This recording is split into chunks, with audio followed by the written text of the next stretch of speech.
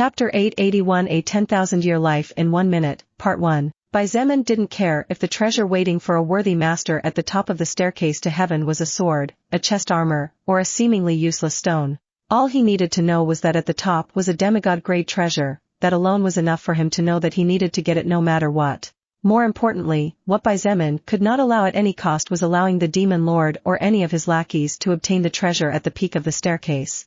Even if the treasure was not intended for direct battle, neither Lilith nor anyone else could rule out the possibility that the treasure had some skill attached to it capable of tilt the balance of the combat towards its owner. He glanced over his shoulder at Seraphina and the rest of the evolvers before calmly saying, "I'll go first. You guys follow close behind me." Most humans had already charged towards the staircase, some of them had already failed once or several times but still continued to try, repeatedly failing each time faster than the previous attempt, while others were still persisting and advancing at their own pace. Behind Xietain, there were only a handful of soul evolvers compared to the hundreds before. King Philip, King Felix, Queen Eloise, King Edward, King Anson, King Antony, Queen Ingrid, King Colin, Princess Diana, Princess Bianca, Princess Seraphina, Princess Ellis, Zillig, Mei Lin, Liam, Evans, Gulim, and 2 more princes and 2 more princesses. When Xietain took the first step forward, many eyes that were already paying attention to each of his every move immediately focused completely on him. Look, Xietain and his main group are advancing to challenge the staircase. How far do you think they will go?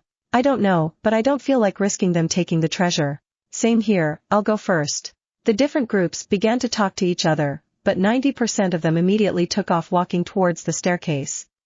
Showing off. Didn't even stop to study the situation for 5 minutes but already wants to rush into battle? As if it was that easy. Sneered the demon general Desgard, feeling that Xietain and his group would surely be humiliated soon for trying to be the center of attention. Actually, Desgard was one of the demon generals who hated Xietain the most.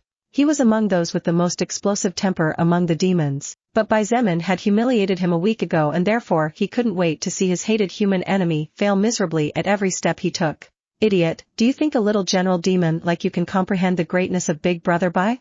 Before you criticize others, get to thinking if you have the qualifications to do so. Gulim spat on the ground and raised his middle finger towards the group of demons. Gulim deeply admired Xietain in addition to feeling tremendously grateful to him.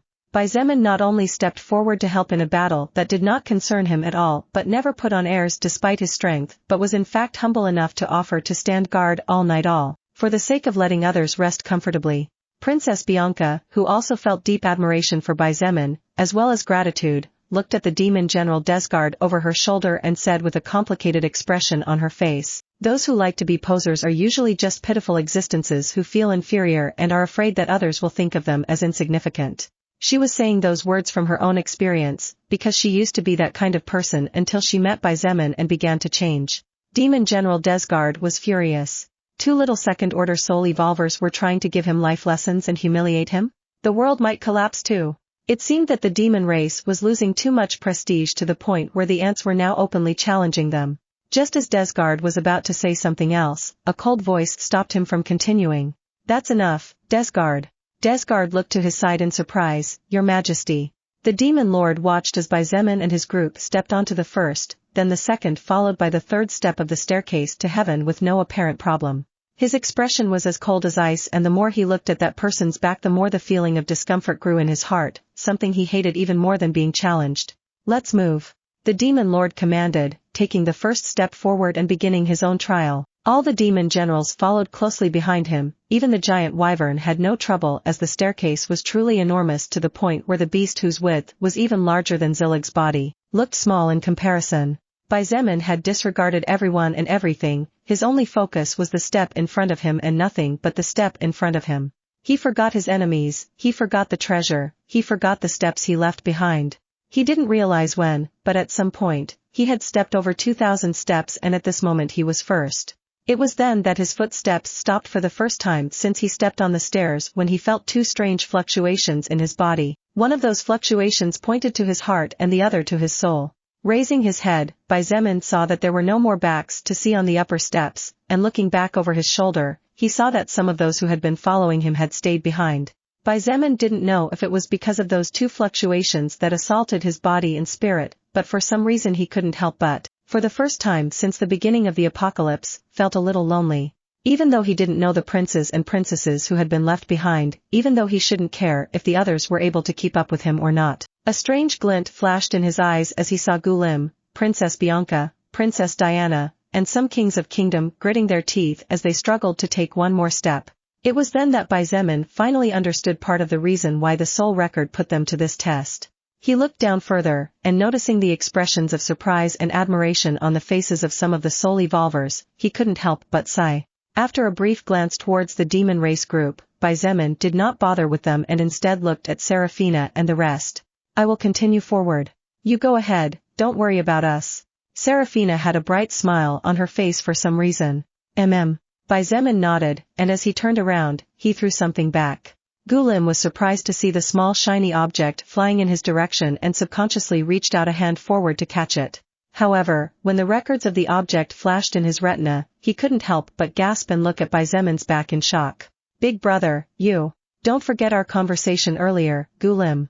Xietain said, stepping on step number 2002 now. I can count on you, right? Gulim's expression became as serious as never before in his life.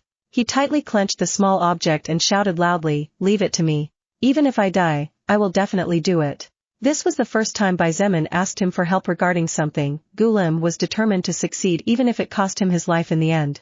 I'd rather you didn't die though. Xietain muttered, now stepping on step number 2005 and continuing forward. Ellis looked at Gulim and said a little jealous, why is Xietain entrusting something to you and not me? Or better yet, to me. Seraphina was not willing to be left behind. Gulim laughed dryly and said in a mysterious voice, I'm afraid this is something that only I, the great and super mega handsome Gulim, is capable of doing. We better not waste our time with this guy. Princess Bianca rolled her eyes and continued to move forward, albeit with some difficulty. Ha ha. Seraphina laughed in a good-natured chuckle, and with her eyes fixed on the person leading the way she settled to follow him to the bitter end. Ellis simply shook her head, and as she raised her head to look at Xietain beyond step number 2015, she also got ready to continue. Those who could no longer continue looked at the advancing group with surprised expressions on their faces. Don't they feel fear in their hearts? Especially the human named Xietain and Demon Lord Argon, their steps are as firm as the first one they took. Murmured a pixie who after reaching the 1500th step was forced to stop. They had all felt a kind of terrifying aura cover their hearts as soon as they stepped on the staircase to heaven, and from the first step they had to exert a lot of effort to continue moving forward. However, Xietain and the Demon Lord never wavered with every step they took. The concept of fear is different for everyone, there is no way to explain what is happening exactly, said the Pixie King, patting the shoulder of his companion who could no longer continue before moving on. I wonder who will be braver between the two of them, hee. The Pixie Princess directly ran past her father as she flapped her wings happily. Scarlet, you. The old Pixie King really didn't know what to do with this daughter, and so while sighing he had no choice but to continue in silence as he struggled against the two fluctuations, still trying to figure out what the purpose of the fluctuation sweeping his soul was. By the time he reached the 3000th step, Gulim was sweating all over. He gritted his teeth and continued to push himself, but when he stepped on step number 3012, a strong pressure flooded his body and his knees were about to touch the ground as his bones creaked. He was in some sort of illusion with his body surrounded by flames that devoured his skin and flesh, causing his brain to interpret it as something real that was causing him a great deal of unimaginable pain. Hey, are you okay? Princess Bianca asked. Her body was also bathed in sweat, but she seemed to be able to keep going. Damn it. Forget it, I'll stay here. You guys go on without me. Gulim waved his hand in shooing and was about to let himself fall when he heard a voice beside him. Heh, trash is still trash after all. Demon General Desgard muttered through gritted teeth. He stepped on step number 3012 with great difficulty and sneered at Gulim, but when he stepped on step number 3013 his expression changed as he was engulfed in an illusion where thousands of mutant beasts were biting and tearing at his body, which made him kneel down heavily. Gulim was stubborn despite his mischievous attitude. Hearing the Demon General's taunt, he gritted his teeth and with great difficulty crawled on the ground. He ignored his appearance and gritted his teeth to the point of bleeding as his bones creaked for every millimeter he advanced. Idiot, stop. Gulim, stop. Gulim didn't seem to hear the voices of his teammates. His eyes were bloodshot as he stared at the Demon General Desgard who glared at him from above. He refused to let a demon defeat him, he could not allow his race and above all the person he admired to be humiliated like this. The demon General Desgard's expression changed when the human managed to put a hand on step number 3013. Give it up already, you stubborn good-for-nothing. He mocked, trying to disturb his opponent. If you keep fighting against the staircase you will die not before you pee in front of everyone. Do you want to put all your human friends to shame just before they are all get buried forever? Gulim felt as if his whole body was going to turn to dust soon, even though there was actually no wound at all. Even though his subconscious knew it was all an illusion, when the fear and pressure reached a certain point it was hard to distinguish between the real and the fake. Even then, he persisted, and as he stared at the demon General, Desgard crawled like a broken worm until he was face to face beside him. This is the most you'll ever get against me. A draw. Gulim gritted his teeth, and just as his body was enveloped by a golden light and ejected from the staircase, he reached to say his last words, because soon I will personally take it upon myself to rip your head off. Chapter 882, A 10,000-Year Life in 1 Minute, Part 2 Halves. Upon reaching step number 3572, Princess Bianca was finally expelled from the staircase. Her body was enveloped in a flash of golden light, and the next moment she was teleported to the bottom next to Gulim. She could have gone further, probably to the 5,000th step. However, because of what happened recently in the dungeon and being caught up in a horrible illusion of her about to lose her chastity in the worst possible way, Princess Bianca simply decided that there was no point in continuing and potentially suffering some trauma. It wasn't as if she could get the treasure anyway. Hey, are you okay? She asked with a slight frown. No matter what, Bianca now saw Gulim as a good friend and someone valued by her. The princess of the Prowlan Kingdom had truly turned over a new leaf and changed her ways. I'm fine, princess. Gulim replied as he made some adjustments to his armor. When he finished, he placed the small soul stone that Xietain had given him earlier on the chest, and soon the aura of his body changed slightly, causing the people near him to subconsciously take a few steps back. You were too reckless. Even if it's just an illusion, you might have hurt your soul. Princess Bianca reprimanded in a low but firm voice, sitting down on the ground to rest. I, Gulim, come from a normal and poor family. However, I was taught from a very young age that a man must protect his name at all costs.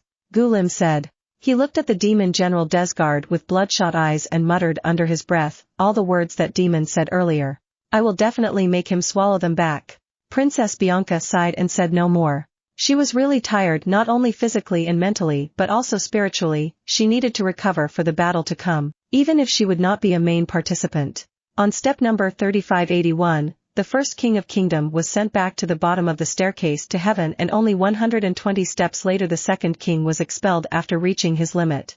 On the 4,000th step, the second demon general was teleported to the bottom along with Desgard. However, in contrast to Gulim and Bianca, the two demon generals and the two kings of kingdom challenged the staircase again. Reaching above the 5,000th step, 4 more demon generals and 3 more kings of kingdom were forced to leave the staircase when the pressure became unbearable. 500 steps up, only 2 kings of kingdom and the most powerful demon general along with the purple flame wyvern were the only third-order soul evolvers that could still continue other than the demon Lord. King Philip de Gales and Queen Eloise Mayer had to give their all to ascend even one more step after stepping beyond 5,500 steps.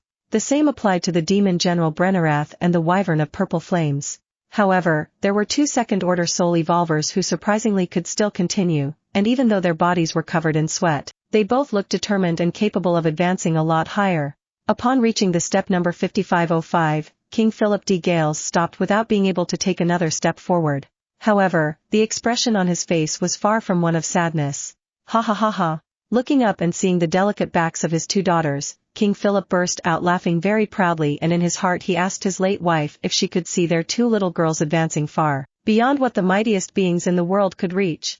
Queen Eloise made it to step number 5507 before she was forced to stop.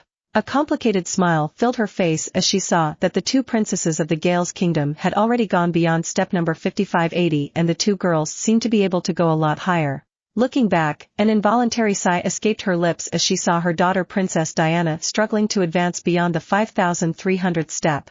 It was a great accomplishment, but Diana was simply not on the level of Ellis and Seraphina when it came to aptitude for advancing far. The Pixie King stopped at step number 5010 without being able to take even half a step further. However, when he looked up and saw his daughter leaping up the steps with agility, the king suddenly did not know whether to laugh or cry. 5,600, 5,700, 5,800, 5,900, 6,000. The seconds passed and turned into minutes, but Seraphina and Ellis continued to move forward resolutely and steadily. The two princesses of Gales along with the little pixie princess who was only a few steps behind undoubtedly took everyone's breath away. Even an idiot would be able to realize that the three princesses were destined to become powerhouses of the highest level that the world had seen in the last centuries. If they did not fall in combat, of course. Step number 6102. When Ella set foot on that step, her body froze and her face abruptly turned pale as a wave of fear so great that it caused her expression to distort hit her so hard that she subconsciously recoiled back to the previous step. Seraphina looked at her older sister and asked in confusion, "Big sister? Are you okay?" I'm fine." Ellis forced herself to respond as she stared intently at the step in front of her. The first princess took a deep breath and moved forward again, however. Her left foot had barely touched step number 6102 when she immediately jumped backwards and stepped back several footsteps to the point where she almost fell to the floor. Seraphina looked at her older sister with wide eyes. "Big sister, you." She believed that her older sister was the most talented of all, an invincible girl whose shield was impenetrable and whose defense unbreakable. No matter what dangers Ellis faced she never flinched, and there were more than a few times during childhood that she saved Seraphina's life. Seeing her target to follow, her older sister of whom she was so proud trembling in panic and with a face as white as someone who had just seen a ghost, Seraphina felt one of the biggest shocks of her life. Ellis tried once, twice, thrice, 4 times. But all those times had the same result.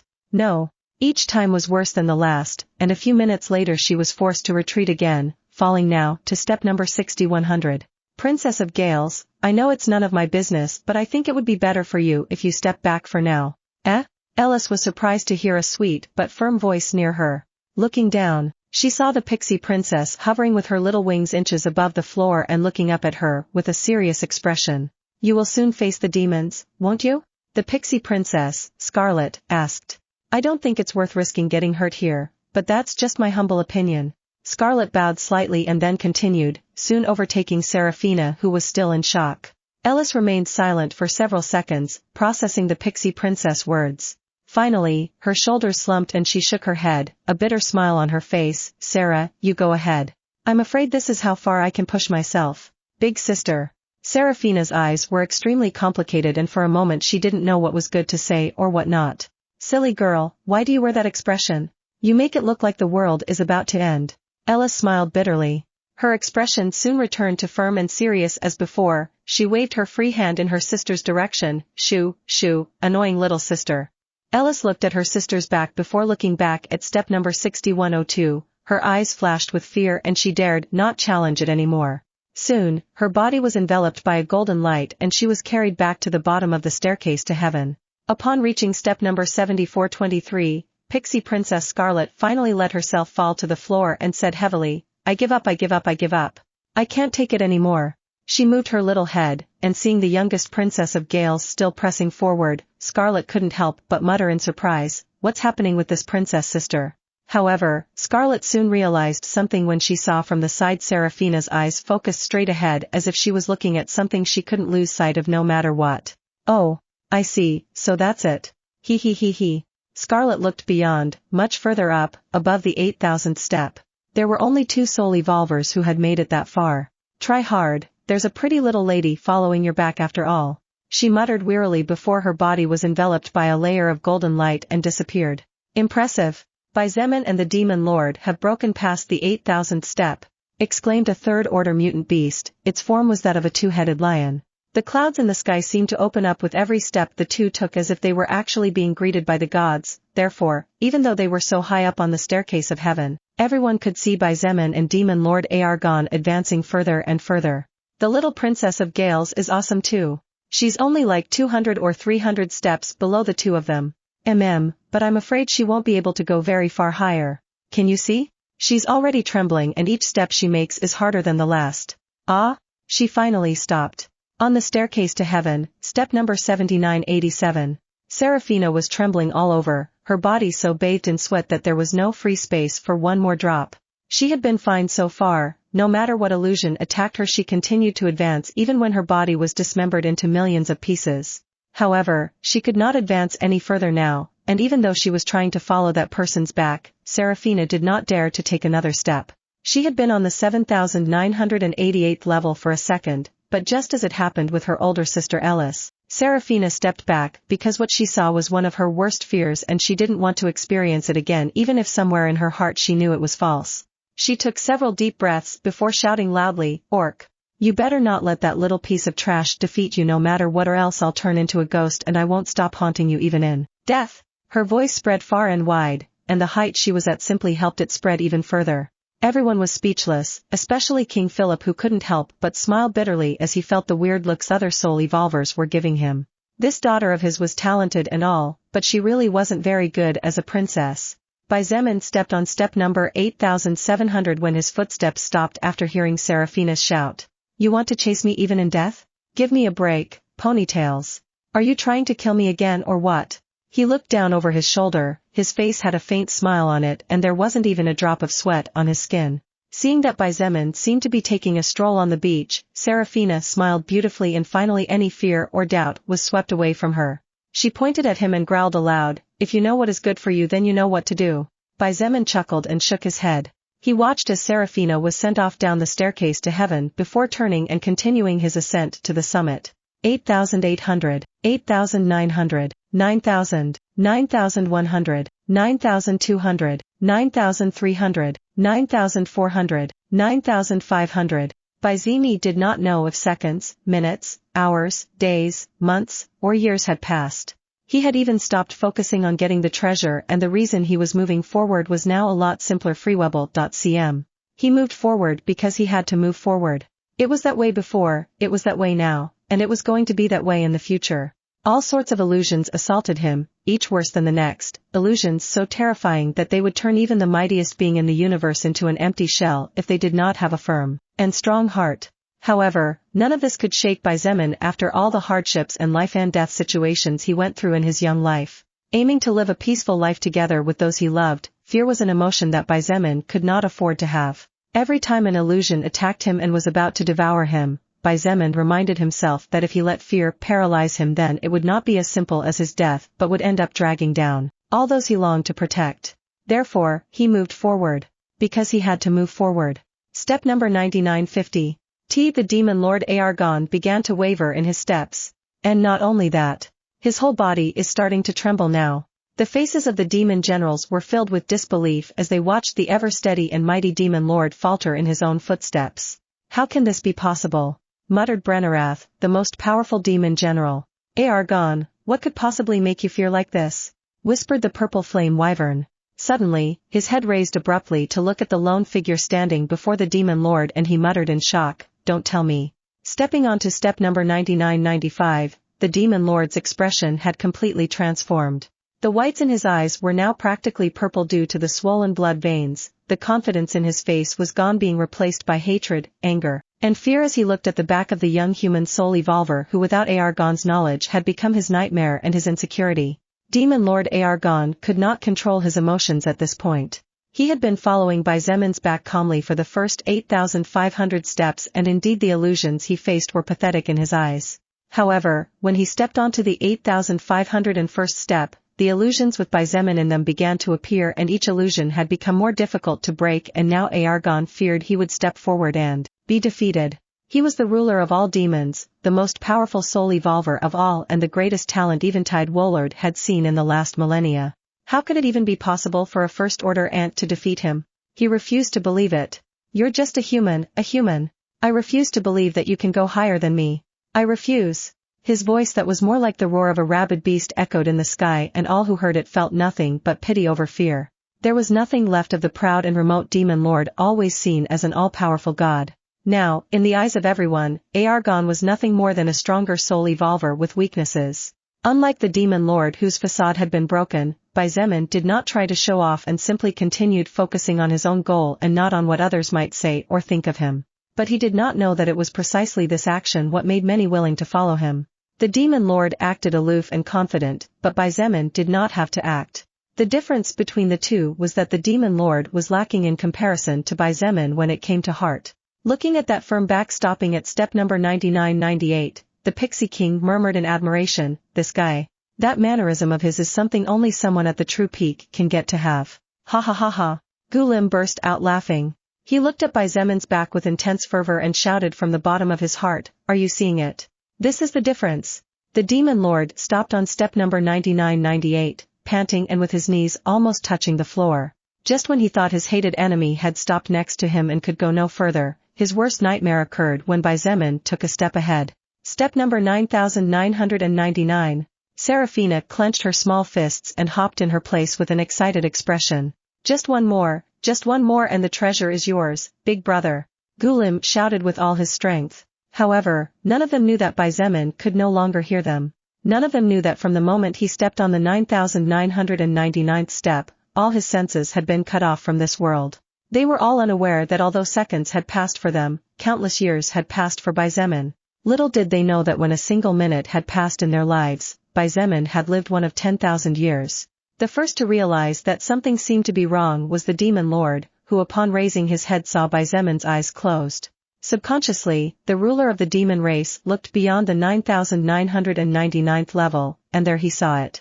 A small bronze-colored, old-looking pocket watch floated silently right in front of Zeman's face on the 10,000th step. Chapter 883 Collector's Pocket Watch. White ceiling with a few cracks here and there, white walls with somewhat poorly done plaster, a small bedside table with a lamp and a cell phone on it, a wooden desk in the corner and a clothes closet attached to the wall opposite the bed. Zeman looked at his surroundings and a flash of confusion shone in his eyes momentarily. He slowly sat up, making the bed creak softly in the process.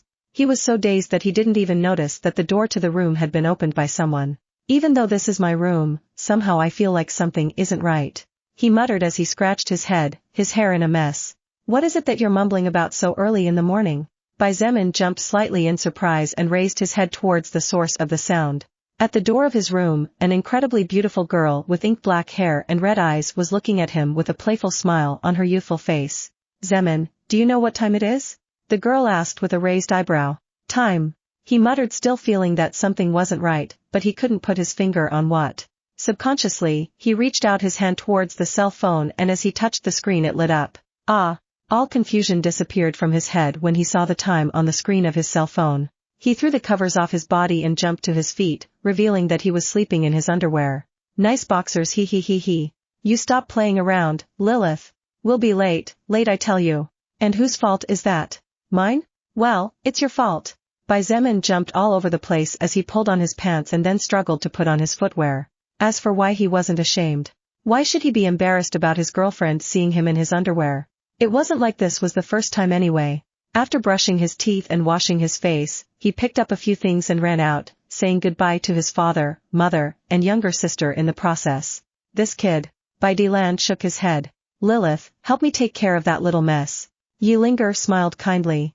Lilith made a leave it to me gesture and quickly followed Zeman's footsteps closely.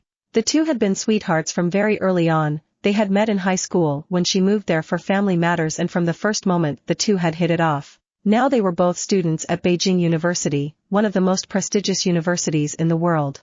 Then one day, the world changed.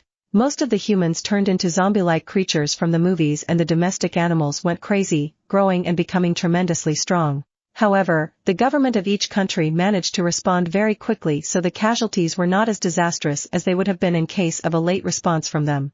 Years passed, and Zeman together with Lilith became something everyone admired, soul evolvers. The two made sure to fight relatively strong enemies but not to the point of being difficult and deadly, so although they did not have the highest status in the city they lived in, they were not too bad either. The two could allow their families to live comfortably and not have to worry about food or a roof over their heads. Under the leadership of the army troops and the president's daughter, Xianyuan Bing Shui, along with other outstanding talents, China eventually expanded its territory slightly while forcing the zombies and mutant beasts to retreat. More than 2 centuries passed, but during those 2 centuries, the relationship between Zeman and Lilith never wavered even for a second. Even when one of them was in trouble while facing an enemy, the other did not hesitate to risk all to help their partner. Although Lilith was considered one of the most beautiful women in the entire empire, and at first there were some soul evolvers who tried to take her away from him, Zeman turned out to have some talent and his main skill, blood manipulation, was feared by most. Moreover, over the years, his normal appearance slowly changed and he was now considered one of the most handsome and powerful soul evolvers. 500 years later, the inhabitants of Earth began to move around the universe using large warships. Humans met other species, were friends with some and enemies with others, but none of this seemed to affect the life of Xietain and his family. Even though he had never really tried hard, even though Xietain only did what was necessary to support himself and his loved ones, he somehow managed to become one of the generals of the Federation of Planet Earth. With his strength as a third-order level 180 soul evolver, he was at the top among soul evolvers and surprisingly was on par with legendary figures such as the ruler Xianyuan Bingshui, the first general Chen He, and the nature guardian Wu Yijuan. Even Xietain did not understand how such a thing was possible, but Lilith kept teasing him saying that if he wanted to, Xietain could rule the universe. As for his response, he simply smiled and said that he would rather spend his time with his family or reading books and novels. Although Lilith was a bit speechless for her lazy husband, she was also deeply in love with him. There were many women who wished to be with Xietain, as many as there were men after her, but even then, the two remained loyal and the idea of having a second partner never crossed their minds. The two of them were the envy of everyone, a couple that had been born before the world changed but had survived those changes and the fierce passage of time that could corrode everything. 3 years later, Xietain and Lilith's first daughter was born. She was named Shirlin. Unfortunately, Xietain could not stay long with his family as he was soon called to the battlefield and had no choice but to comply. At the end of the day, privileges and responsibilities came hand in hand. That day, when his daughter was only 2 years old and had just begun to take her first steps, Xietain kissed his wife and said his farewells to his family. He would never forget the pure and innocent look in his little angel's eyes when he kissed her forehead and promised to come back soon, because that was the last time Xietain saw those eyes again. No, not just those eyes. A year after being on the battlefield, just as Xietain was preparing to return to his family, the news that his home world had been destroyed by an attack from an enemy race caused his inner world to tremble. However, your wife has survived, General Bai. These were the good news that the First Order Soul Evolver gave to Xietain. It seemed that Lilith had traveled to planet Mars, a quick trip of a couple of hours using the army shuttle. This was the reason why she was not there when the Earth was smashed into thousands of pieces.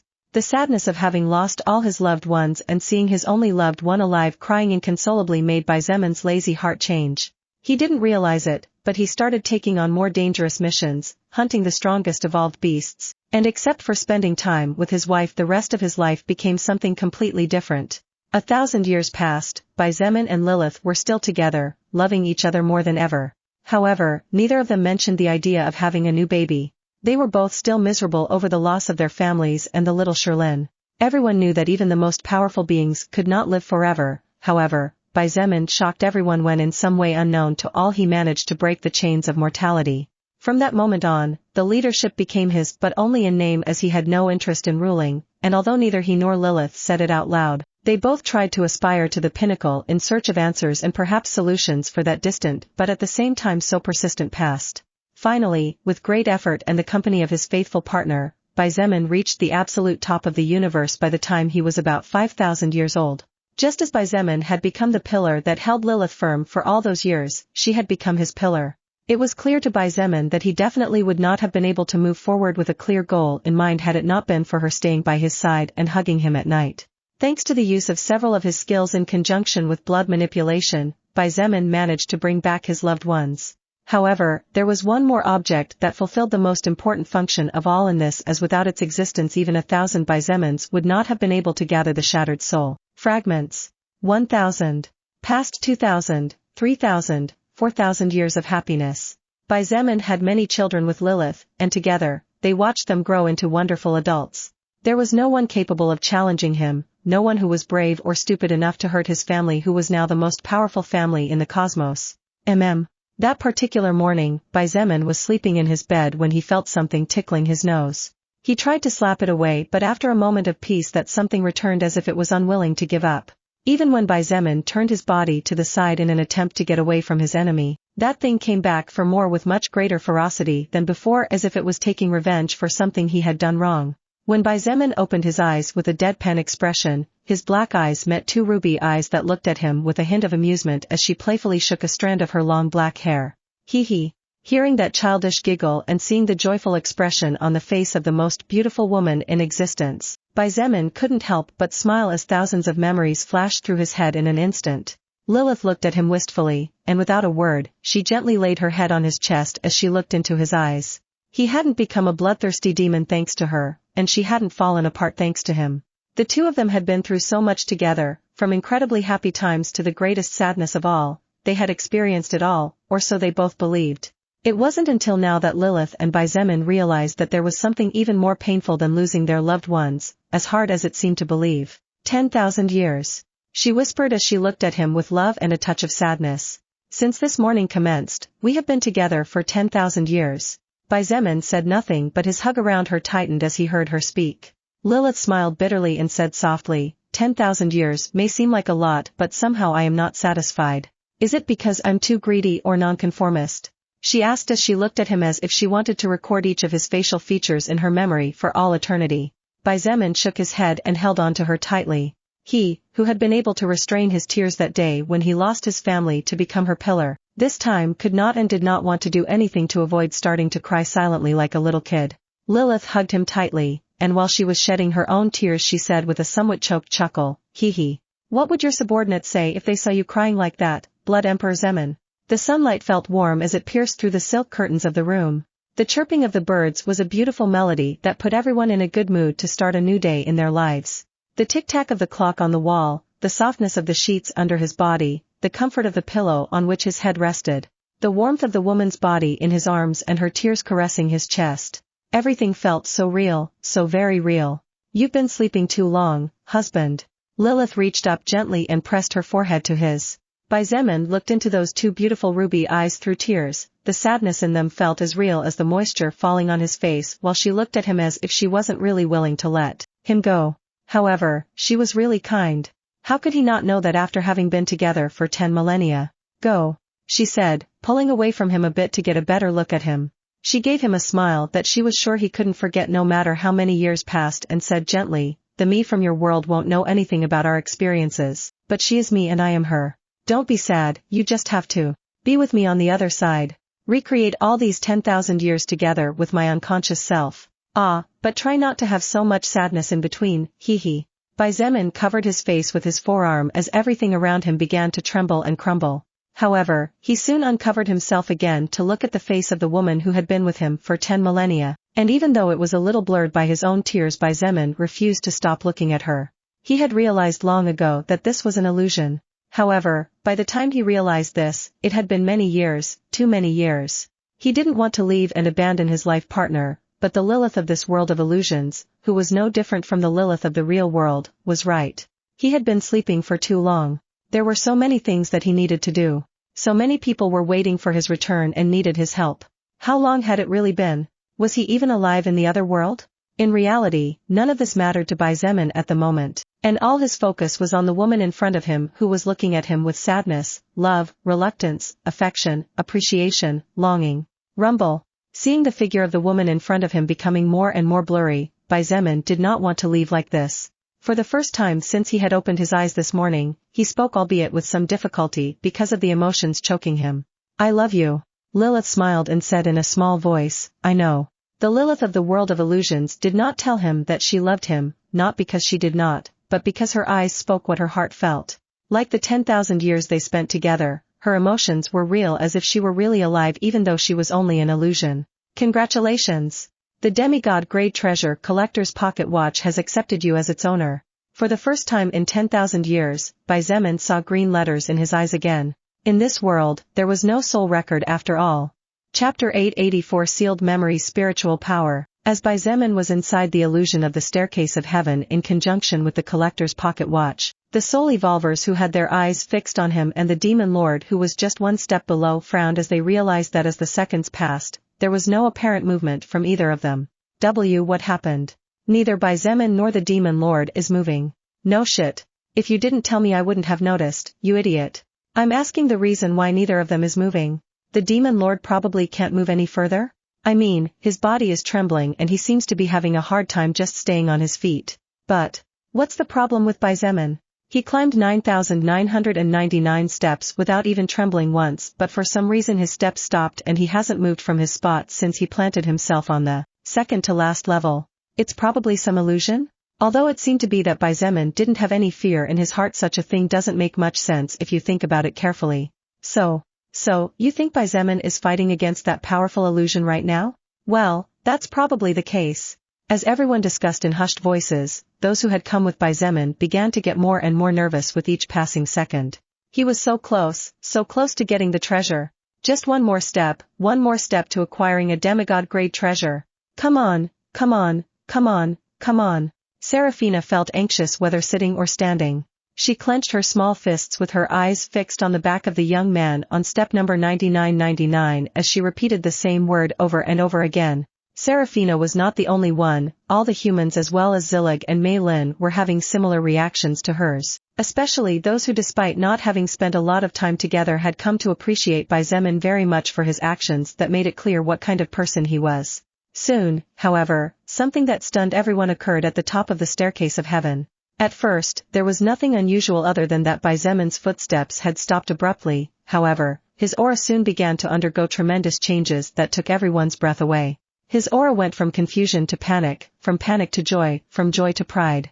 The auras of joy and pride often mingled with each other and lasted the longest, about 30 seconds in total. This made many think that the illusion Xietain was in was not one of his fears but something mellow to distract him. However, about 30 seconds after Xietan's footsteps stopped, the faces of most of those present turned pale. Rumble. The staircase of heaven began to tremble fiercely as a blood-red aura covered Xietan's body. The indistinct ghost of a wolf on its two hind legs partially covered his silhouette, the sky was tinged with crimson and two cold golden eyes opened in the clouds looking down with disdain. No one had time to think too much about the reason why Xietain would suddenly release so much killing intent even though a moment ago he was happy and joyful, nor did they have time to process the fact that they had all been weakened by 20% when suddenly and without warning most of that killing intent receded and what replaced it was sadness. The little pixie princess subconsciously put a hand to her chest and a pained expression covered her face. Not only her, but all the pixies were also the same, and the next moment the other soul evolvers with fully developed feelings looked at the young man's back with eyes brimming with sadness. Princess Diana was surprised when she felt something slide down her cheeks, and when she realized that she was crying the shock in her heart grew even more. Why do I suddenly feel like crying so much? Gulim was dumbfounded. Everyone was asking the same question. Although Xietan's aura was extremely sad as if he was experiencing the worst of fates, few of those present should really care about that enough for a large part of them to feel like crying. It's because the sadness Xietain is feeling right now has reached a level where his aura is capable of evoking emotions in others. The pixie princess subconsciously muttered. Although her voice was not loud, everyone heard her. Moreover, no one said anything to refute her since it was known to all that Princess Scarlet of the pixie race was a soul evolver whose skills had different effects depending on her emotions, and even parts of her body could change depending on her emotions, such as her eye color or hair color. The Pixie King and all the pixie race soul evolvers present were shocked. They looked at Xietan's back in surprise, and the king muttered under his breath, "Could it be that this boy is just like Scarlet?" Soon, Xietan's sorrowful aura began to slowly recede, but despite that, it did not disappear completely. The sadness soon mixed with joy, pride, and anger, which eventually created a strange fluctuation around him. When about 40 seconds had passed, the sadness and anger finally disappeared, being replaced by a maximum level of happiness, and everyone was sure that whatever Xietain was seeing in that illusion was undoubtedly the most beautiful thing he had ever seen in his life. However, approximately 59 seconds after Xietan's footsteps stopped, a sadness that was surprisingly even higher than before covered his entire existence, and his posture even curved slightly forward. Lilith had been looking at Xietain anxiously all this time. Although she was far from being versatile in the law of time, Lilith had seen some skills and spells that had to do with the law of time. Therefore, she could tell that Xietain was enveloped in an invisible bubble untouchable to anyone, in which time ran differently from everyone else. All the sudden aura changes, the emotions abruptly going out of control. Lilith realized that whatever Xietain was seeing would definitely affect him in some way or another. Her face was slightly pale as she silently prayed. She was praying that not too much time had passed for him in that illusion, or else it was very probable that he would no longer be him when he opened his eyes again. It was then that everything changed. The blowing wind stopped, the clouds in the sky froze, the domain of murderous intent disappeared, and the staircase to heaven that had been rumbling lightly fell silent again. The demon lord who was standing right behind Xietain subconsciously took half a step back, and his expression became deadly serious. For some reason, when he looked at Xietan's back just now, he felt that he was looking at a completely different person. It was as if he was looking at a true giant, the ruler of life itself. Although this feeling was only there for a split second, the demon lord sensed that something was not right and immediately judged that at least for now it was better to forget about the demigod grade treasure.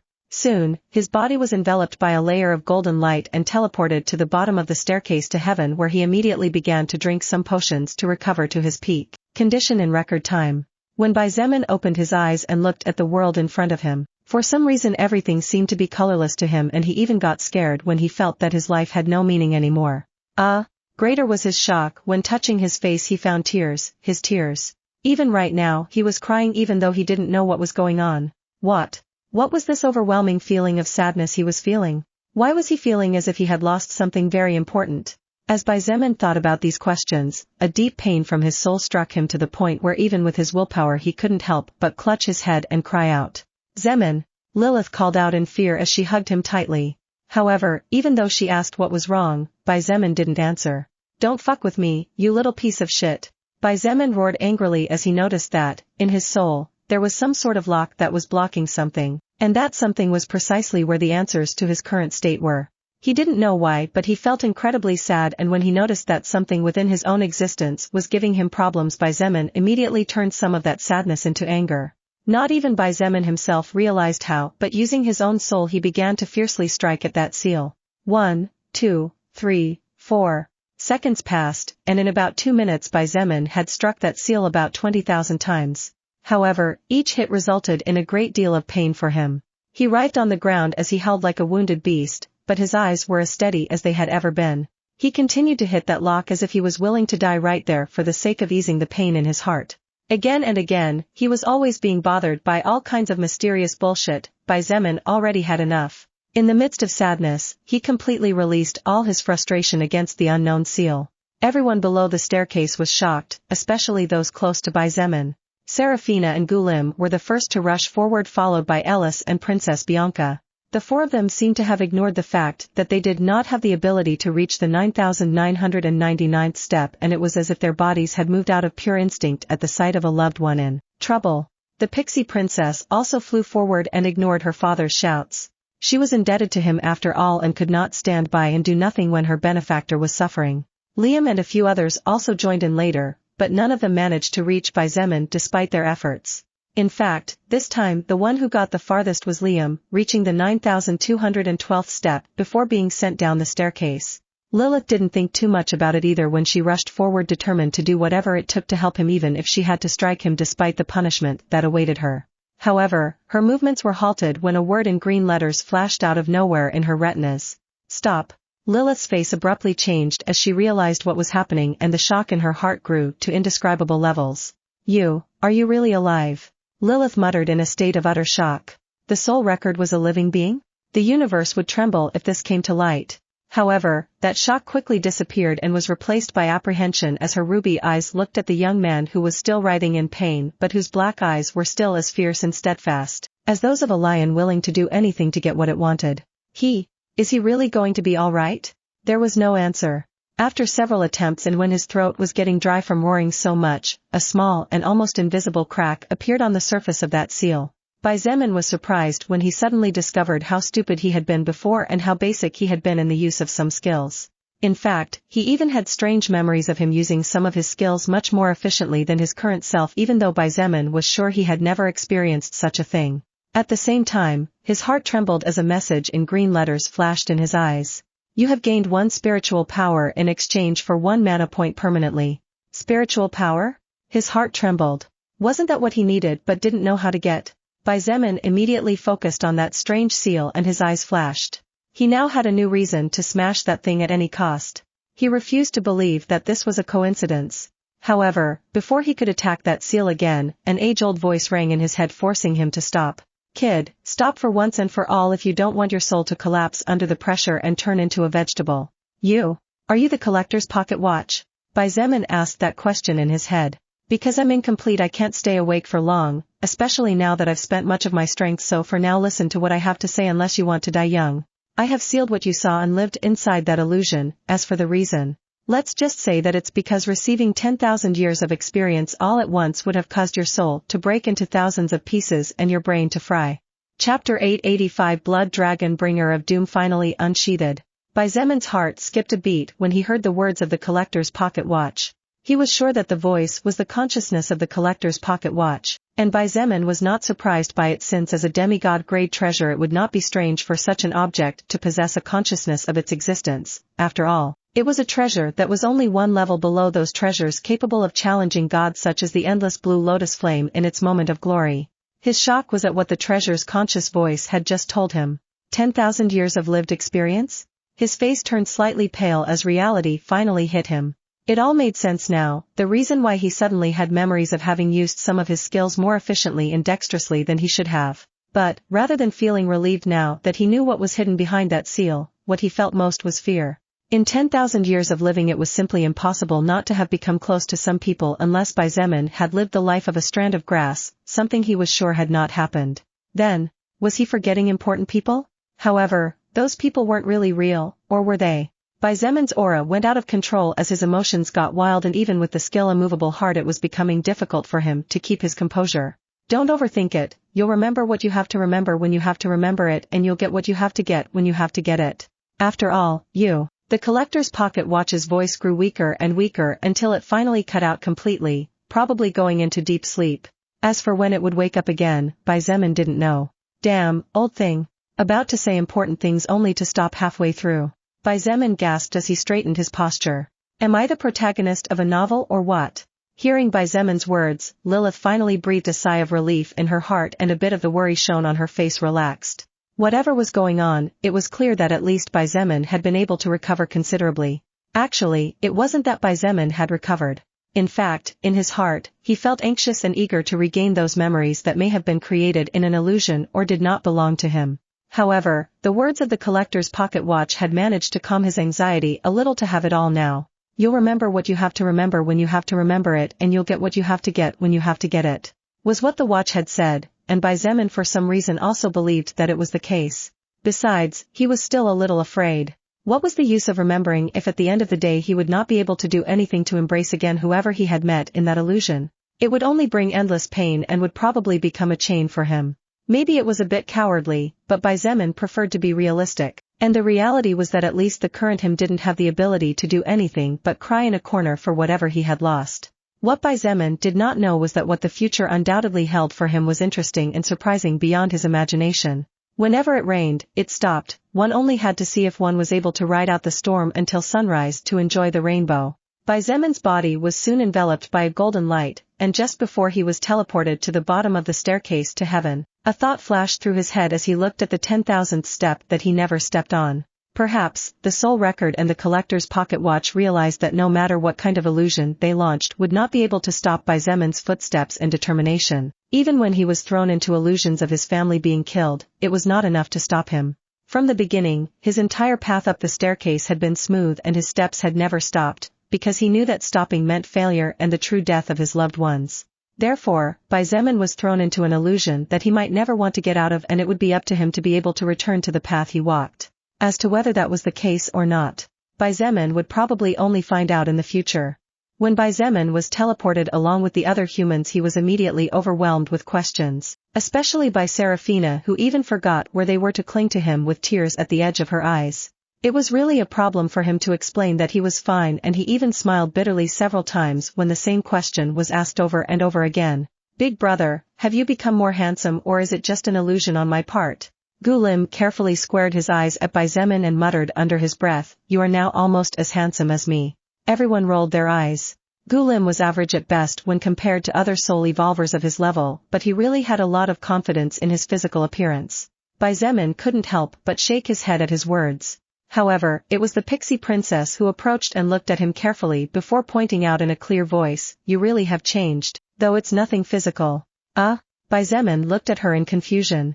He had built a small friendship with Scarlet before, but it was nothing big compared to the friendship Zemon had built with people like Gulim. In fact, Seraphina and the others looked at the pixie princess curiously, waiting for an explanation. The pixie princess looked at Gulim and said in a clear voice, the reason why you feel that Zemon has become more handsome is because his aura and demeanor are now much more mature than before, which causes even his expressions to be more relaxed and composed compared to the past. She looked at Zemon and continued, it was probably because of that illusion you were in before. Your aura underwent several abrupt changes one after another, and now it feels relaxed like a lake but at the same time has a hint of melancholy that attracts people. Honestly, Xietain had no idea what the pixie princess was saying. However, it was true that he could feel a certain melancholy in his heart, and if he were to look in a mirror he would notice that even his eyes were slightly melancholy and more mature than before. Be that as it may, Xietain had to put an end to all this. He would have time later to sit down and better analyze what had happened. He looked at all the soul evolvers of other races present and shouted in a deep voice, "Everyone who doesn't want to get caught up in what is about to happen should better leave this dungeon as soon as possible." Everyone's expression suddenly changed upon hearing his words, some even turned pale as they realized that with all that had happened they had ignored the fact that although the treasure was now in Xietan's hands, that could change depending on whether he had the strength to keep it or not. Besides, they could all sense that the battle restriction was gradually being lifted and it probably wouldn't be a minute before this place turned into a hell of death. Xietain sneered in his heart as he saw that everyone ignored his warning. The soul record had sent a message to everyone present to confirm if they wanted to be sent back outside the dungeon, but since no one was leaving, it meant they were willing to take the risk for the sake of obtaining the treasure. "Well, the way it should be, I guess," Xietain said as he pulled out the collector's pocket watch, attracting everyone's attention. Under the greedy eyes of everyone present, especially the demon lord, he dropped a drop of blood on the bronze-colored, antique-looking pocket watch. A faint golden-colored light covered the watch and the next moment it became a flash of light that disappeared into his body. "At the end of the day, we are all soul evolvers fighting against fate," he said as he temporarily ignored the soul record messages to focus on the battle to come. Everyone was shocked as this was probably the first time any of them had seen a human forming a soul contract with a treasure. After all, soul contracts were known to everyone for mutant beasts or other creatures but not for treasures. The demon generals and the wyvern of purple flames moved away from the demon lord, leaving him on his own battlefield. The same happened to all the third-order powers near Xietain, all of them focused on their enemy to face. "Big brother, when we get out of here let me take you for a ride to my place. My family's wine is the best in the world." Gulim's voice sounded somewhat robotic inside his armor as he raised a thumbs up towards Xietain. Xietain chuckled and nodded, "Sure." Seraphina said nothing, she waved her staff and several lights surrounded the third-order soul evolvers of her group about to fight. Several messages flashed in everyone's eyes.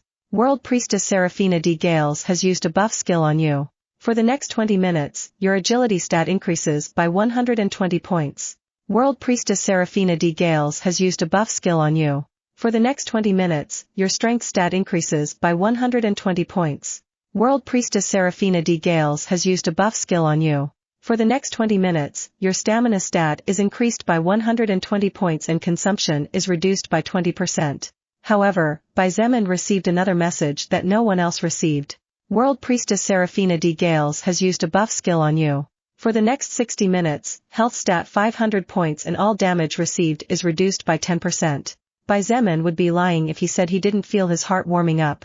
After all, the skill that Seraphina had just used on him was undoubtedly one of her strongest skills and the reason why she had chosen that skill was because she had seen the stats of the greatsword that Callie had made for him.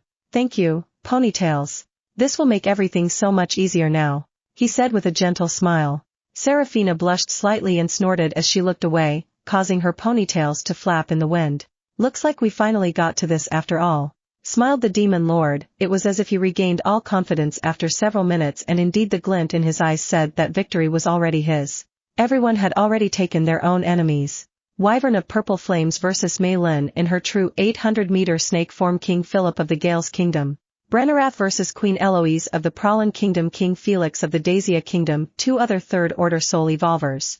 Zongren vs King Antony of the Kagia Kingdom King Edward of the Lidora Kingdom Zillig in his most powerful form of Giant Jade Orc. Moroth vs King Anston of the Ironia Kingdom Queen Ingrid of the Gridea Kingdom. Igmarin vs King Colin of the Liaria Kingdom. Bozan vs Liam Anworth Seraphina D. Gales 1 Soul Evolvers of the Third Order. Desgard vs Gulim. Zoganos vs Ellis 2 Third Order Soul Evolvers. At first glance it seemed that the human side had the advantage due to their numbers, however, everyone knew in their hearts that this was not the case. This was because the demons had much more powerful physical bodies, especially Brennerath and Zongren who ranked top 1 and top 2 as the most powerful demons besides the ruler of their race. Xietain looked at the demon lord indifferently, and without saying a word, he took out his weapon from his storage ring. Boom! The weapon was so heavy that Xietain couldn't lift it, so he simply held onto the hilt and let it hit the ground in front of him, causing a powerful explosion and shaking the earth. The demon lord's eyes widened in shock and his pupils trembled as he felt the terrifying aura surrounding the blood-red weapon that the human in front of him had just pulled out. That weapon was dangerous, tremendously dangerous. Why hadn't he received any notification of it? Argon thought he had Xietain well monitored, but only now did he realize he was wrong. The records of the weapon flashed in Xietan's eyes. Blood Dragon Bringer of Doom Dash. Type, Magical Heavy Sword. Rank, 4. Physical Attack Power, 14,250. Magical Attack Power, 15,100. Durability, 25,000. Options dash. 1. The user can call it at will. It is currently attached to Xietan's blood. 2. Increases the damage of physical attacks by 40% when fighting enemies that exceed the user's size by more than 3 times. 3. When colliding with another sword-type weapon, suppresses the enemy weapon's strength by 30% as long as it is not a rank 4 or higher weapon. 4. Reduces the cooldown of all attack skills by 50% while Blood Dragon Bringer of Doom is being wielded. Characteristics dash. 1. Blood Dragon Bringer of Doom cannot be wielded unless a sacrifice is made. Causes wounds that consume 1 health point per second. 2. Multiplies the pain the enemy receives when attacked by Blood Dragon Bringer of Doom by 20% for every 100 points of health sacrificed. Attached skill dash. Doombringer. After consuming 30% of the user's health during combat, the skill Doombringer can be activated. Effect, launches a curse on the enemy that drains 50% of its health stat, and this effect cannot be avoided or dodged, works on beings up to a maximum of 2 orders above the user. Description, a heavy sword that was born as a miracle of a blacksmith's efforts. The rune writer possesses otherworldly talent and skill, bringing the weapon to a godlike level compared to its predecessor. This weapon is only meant to be wielded by those willing to die at every juncture. The runes Kali had drawn were undoubtedly cruel, even Xietain suffered from them. However, just as she had said, this type of weapon was suited to the path he walked. Xietain activated the weapon sacrifice and his health began to drop as he suffered internal damage. He raised the great sword with ease and pointed at the demon lord as he said in a cold voice, "Come, I will finish everything in less than 10 minutes. Chapter 886 A Fated Betrayal, Part 1. Sacrifice. When Xietain shouted the word sacrifice, a strange sinister aura came out from the soul stone on the greatsword's guard. Soon, the entire blade was surrounded by a kind of blood-red mist and part of that mist coiled around his right arm like a snake. 50, 100, 150, 200, 250, 300. In just an instant, 300 points of the health stat were drained, but he didn't stop. Health was a stat that could not be messed with, and that was precisely why Xietan's second activation overlap regeneration did not allow him to touch the health stat points. This was because the points of the health stat represented more than recovery or regeneration rate, they were basically the life of each soul evolver. By consuming health points, not only would wound recovery become significantly slower, but the user would gradually begin to become weaker to the point where even the wind would be able to cause fatal damage. In just a matter of seconds, Xietan's health stat had lost 500 points. It wasn't until the 500 points of health that Seraphina's skill conferred that Xietain finally stopped the greedy sword, or else he would really end up dead before even starting to fight. This kid really is crazy. Zillig muttered as he watched in amazement at what Xietain was doing. Because the two major powers had not yet clashed, the battlefield had yet to become chaotic, and thus Zillig's words were heard by all. Maybe it is precisely because of that madness of his that despite being only a first-order level 50 soul evolver he is able to fight against Argon. Mei Lin's voice spread everywhere just like the mist coming out of her closed mouth. The demon lord looked at the strange blood-red mist surrounding the enemy's weapon, and just by staring at it he felt chills. Heh! He chuckled and his eyes flashed coldly as he said in a low voice, "Shadow armor." Xietain narrowed his eyes as he watched the surrounding shadows move strangely and then disappear, merging with the demon lord's body and forming a sturdy armor filled with extremely powerful-looking thorns. The demon lord's aura grew as that armor covered his body. However, not even a second later, the demon lord activated several skills at the same time, causing his aura to burst into a whirlpool of power that shattered the surroundings. Dark possession. Flames of the underworld. Eternal agony. Power surge. Shadow steps. The demon lord's entire body was surrounded by a night-black halo that seemed to reject all light. His power had suddenly grown so intense that the earth around him began to distort and sink slightly as he stood motionless. His signature purple sword had been dyed black as a strange black flame joined the black flames that already danced around the sword, raising his aura that much higher. Xietain closed his eyes for a moment, and when he opened them there were no emotions in his pupils, only calm. The demon lord knew that facing a calm enemy was dangerous, however, he did not dare to play the game of enraging the opponent in front of him. Not after the lesson he learned during the last battle against Xietain, in which his power was greatly increased by the mere act of enraging. Little did Argon know that while it was easier for Xietain to become more powerful when he got angry thanks to the skill God of War's will and its second activation God of War's partial possession, this was something that would happen sooner or later in the middle of combat.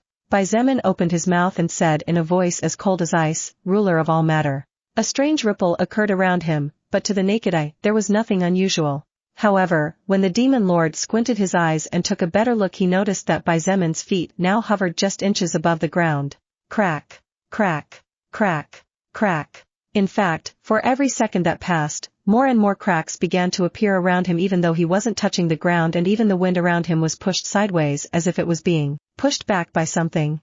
This was the first time Xietain used the second activation of his skill gravity manipulation after he upgraded it to the third order the same night he evolved his skill Crimson Blood Judgment. The effect of this second activation was truly amazing, this was an undeniable fact. However, it wasn't as if Xietain didn't have to pay a certain price in return. Ruler of all matter, gravity depends on the mass of the objects and the distance that separates them. The more mass they have and the closer they are, the greater the force. When they are twice as far apart, the force is reduced to a quarter. Effect: by consuming 600 points of mana to activate and 50 points of stamina per second to maintain active for a maximum of 30 minutes you are granted the power to reduce the power of all attacks, targeting in your direction by 50% and redirect the remaining 50% at the user's will by making use of the vector force behind the trajectory and force of the attack launched. Xietain did not stop there and as everything around him was expelled under his own will, he said in a cold voice, "Soul manipulation. That skill." The demon lord had a bad feeling so he immediately dashed forward. The ground beneath his feet shattered into countless pieces and his body became a blur that no one could follow. It only took him a split second to arrive in front of Xietain and slash with his flame-wrapped sword with the intention of cutting him in two. It was just then that Xietan's body was enveloped by that same golden halo that Demon Lord Argon hated so much. However, this time the radiance of the golden halo was so bright that it was almost blindingly bright. Boom! Xietan's body was forced back several tens of meters as he was struck in the chest by the Demon Lord's attack. Although there was a thin trickle of blood running from the corner of his lips his expression was unperturbed, and in fact, there was a slight tinge of mockery in his eyes as he stared at the Demon Lord who had stopped after an attack. Under everyone's shocked eyes, the Demon Lord's face frowned slightly and slowly a thin trickle of purple blood slid from the corner of his mouth. However, the most surprising thing was that this blood seemed to turn into a parasite as in an instant the entire area of the Demon Lord's mouth began to bleed and for every thousandth of a second that passed it was getting worse.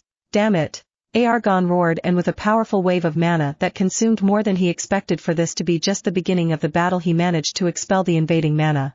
His eyes were bloodshot as he looked at Xietain viciously, but everyone could see that he had truly just experienced a great deal of pain. Really, I don't know why I didn't notice it before. Xietain wiped the blood from the corner of his mouth and said self-mockingly, "The blood is full of iron but I overlooked such a thing until now." What the Demon Lord had just experienced was no different from being stabbed 1,000 times at the same time and in fact some of his internal organs had suffered moderately from that attack. The Demon Lord lunged forward again, this time even faster than before. When he slashed with his sword, the earth shook and the sky rumbled as if it was about to collapse. The black flames dancing on the blade followed the slashing motion, forming a huge black arc that cut the sky into two halves. The Demon Lord's power was truly terrifying. Even the most powerful soul evolvers had no time to react at all and could only tremble as they watched that huge blade of black flames slashing towards Xietain, who seemed to have no intention of moving from there. Red flames suddenly burned on Xietan's greatsword and the next moment blue flames appeared and interlaced with the other flames to give birth to a bright purple flame. Xietan's body turned into a blur, catching up in a second to the Demon Lord who was charging towards him. Ha! The two shouted in perfect unison as their weapons met in mid-swing. Boom! Rumble! Ah! Damn it, get out of my way! Fuck cough! When the shockwave resulting from the clash between Xietain and the Demon Lord spread outward, several soul evolvers of different races were not lucky enough. Many of them exploded in a bloody mist, and that blood soon turned into a cloud of hot steam as it was devoured by the purple and black flames that danced fiercely around. In just an instant, over 100 second-order soul evolvers of diverse races disappeared forever, and all their efforts evaporated as they found themselves in the wrong place at the wrong time. Greed was truly terrifying, even though Xietain had warned them all. No one listened to his words, and that is why so many lives were lost. They had only themselves to blame for being blinded by greed and desire. Xietain's body was forced back over 100 meters while the demon lord only 80 meters after colliding. However, none of the demon generals had time to celebrate, as what happened next made everyone panic. Arg! A beast-like howl of pain escaped from deep within the demon lord's throat, and even though there was no visible wound on his body, he used his left hand to tightly clench his right arm with which he held his sword.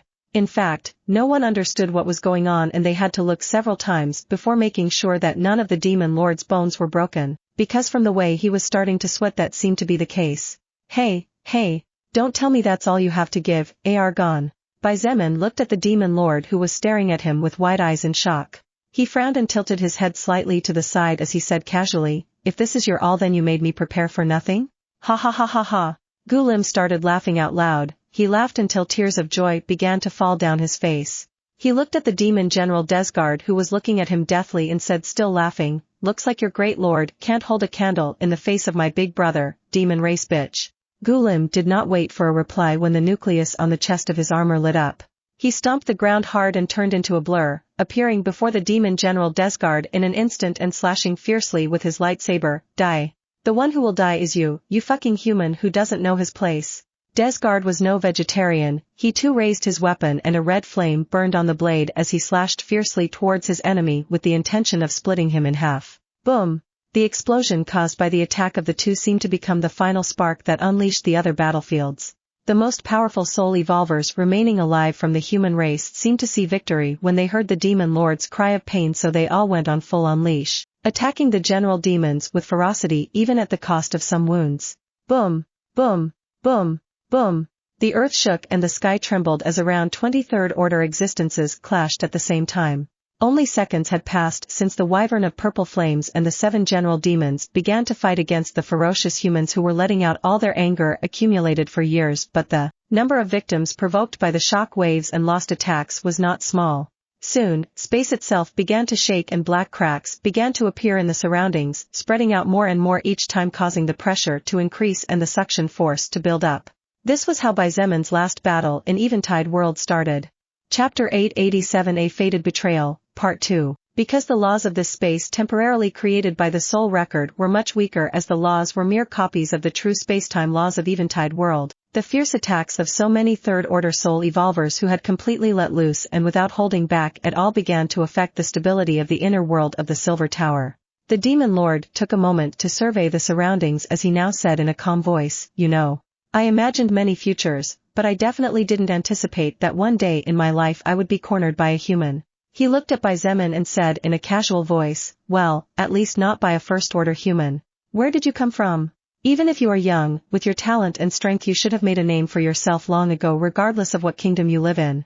Xietain did not reply, but the corner of his lips lifted imperceptibly upon hearing the Demon Lord's question. He understood the intention Argon had in asking him that question. But little did the Demon Lord know that by asking that he actually ended up helping Xietain to confirm completely who the person who would betray him would be. "Looks like I'll be able to keep my promise sooner than I had hoped. Although I was hoping that the betrayer wouldn't be that person," Xietain whispered in his heart as he gently caressed his storage ring with one finger, and a glint of sadness shone in his eyes for a brief moment before fading away. The two looked at each other in silence before their bodies disappeared from their previous positions, leaving nothing but an afterimage that was soon shattered as a terrifying explosion shook the entire pocket world. Boom! Boom! Boom! Boom! Rumble! Ah! Mages, raise barriers quickly! What's with these two monsters? Everyone was doing their best as they watched the two flashes clashing at speeds simply impossible to follow in real time.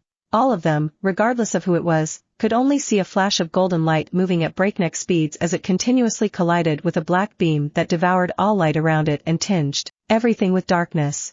"Impressive," murmured the Pixie King as with the help of several elders of his race he erected a mighty barrier that somehow managed to withstand the fierce shockwaves caused by each explosion.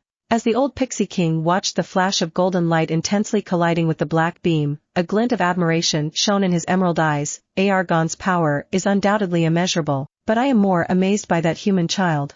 He really is just a level 50 soul evolver?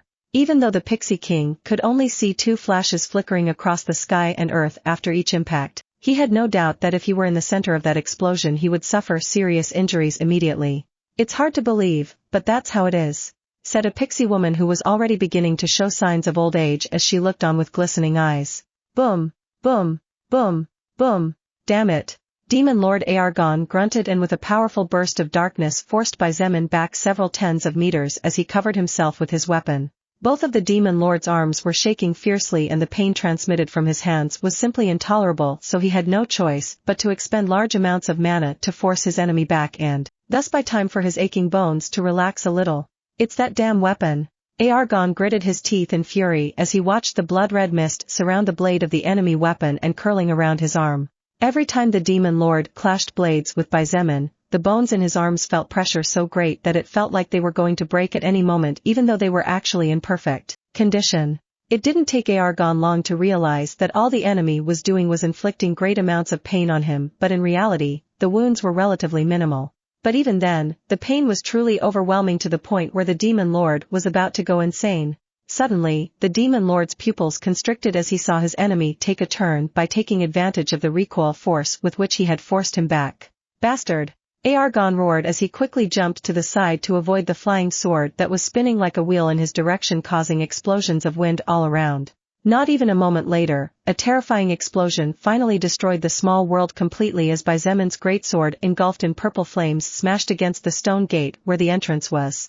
Everyone was shocked when they were teleported back to the dungeon, to the central area of the city. However, none had time to be surprised for more than a second as the humans and demons continued to fight fiercely. Not even a second had passed, but a great part of the surrounding buildings had been turned to dust after being hit by the resulting shockwaves between 2 impacts or by physical magical attacks. The Demon Lord had barely straightened his stance after dodging the greatsword that Xietain had thrown at him when he suddenly felt the wind howling and instinctively raised his sword to shield himself. Boom! What? Aargon's eyes went wide as he saw Xietain now wielding a new weapon. Xietain waved the golden whip and then began to swing it with dexterity, attacking the Demon Lord from a distance. Aargon used his sword to block, but the speed of the whip was much faster than his sword, which resulted in his body taking several hits. He was being forced back as Xietan's right arm turned into a blur. Golden light covered the sky as the whip in his hand caused lightning-like explosions booming every time he attacked. Realizing that his only option was to close the distance despite knowing that he would soon have to experience more of that terrifying pain, the Demon Lord waved his hand forward and shouted, "Spears of darkness!" From the buildings still standing in the distance, from the rubble on the ground, from the trees in the distance, from the shadows of the distant dungeon creatures, their shadows twisted and turned into black spears that soared into the sky and rained down on Xietain like a rainstorm. Xietain had no choice but to slice with his whip at the spears attacking him from all directions, which naturally resulted in giving the Demon Lord some breathing room. It was then that Aargon shouted again, "Heart-devouring darkness!" Xietan's face changed as he felt some sort of chain coiling around his heart and soul. Soon, he felt himself weakening to the point where he lost about 10% of his overall power, and Xietain was sure that if it wasn't for him possessing the skill soul manipulation, the effect would surely have been much more terrifying. The Demon Lord sneered, "We all have darkness in our hearts, even saints are no exception to this rule. Call of darkness! Swoosh! Swoosh! Swoosh! Swoosh! Swoosh! Swoosh!" Under the shocked eyes of Xietain and all those who took the opportunity to watch now that the two had stalemated, several silhouettes emerged from the shadow of the Demon Lord and stood behind him like good soldiers waiting for their general's order. The problem was that the identity of those silhouettes was known by all. So this was what Aargon was doing with the human corpses. Princess Scarlet frowned and said in disgust, "Really, demons are a race that doesn't even respect the dead, let alone respect the living." The Demon Lord had a cold expression on his face as he waved his hand and casually ordered, "Kill him."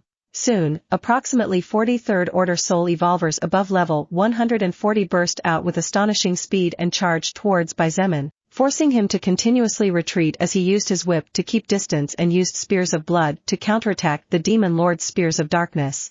"Orc! Xietain! Big brother! Xietain!" Xietan's friends panicked when they saw him fall at an abysmal disadvantage.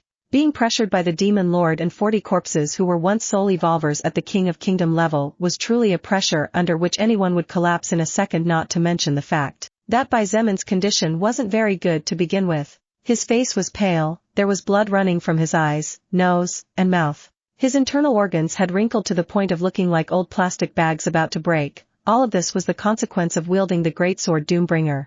What should I do? Despite his situation, Xietain kept his composure as he tried his best to dodge the enemy attacks and counterattack whenever he had the chance. He knew that panicking at this moment was the worst thing he could do. He had activated soul manipulation, which meant that 3 of his skills had gone up a stage. One of those skills was the skill regeneration, which also raised overlap regeneration as it was its second activation. At this point, Xietain was able to use the points of one stat to add them to 2 different stats. Basically, he was doubling the points of one stat and dividing them between 2 different stats, and it was the reason why Xietain was able to keep up with the Demon Lord in both strength and agility at the same time. However, the weight was much greater and he couldn't keep it up for too long, not to mention the fact that he had to replenish his stamina and mana every so often as he had skills that consumed too much of both stats to stay active. Should I use Blood Immortal Radiance? No, definitely not now. Xietain dismissed the thought of using the 3rd activation of his blood manipulation skill. If he used it now he would die later anyway, so nothing would be meaningful. The demons who had taken the lead on some battlefields when their opponents hesitated in their attacks upon seeing Xietain falling at a disadvantage suddenly felt pressure again from their enemies, who after realizing that somehow Xietain seemed to be relatively fine began to attack with greater ferocity than before. The Demon Lord also frowned as he used Spears of Darkness to attack while waiting for the perfect moment to charge. He noticed that just as he found an opening that would allow him to deal the other party a fatal blow, Xietain somehow moved in such a way that this opening immediately closed while taking the least amount of damage from the 3rd order corpses. What the hell was that all about? The Demon Lord had never in his life felt so frustrated and angry. Even when he thought he knew most of the enemy's trump cards, the other side would surprise him with something new that no one had informed him about.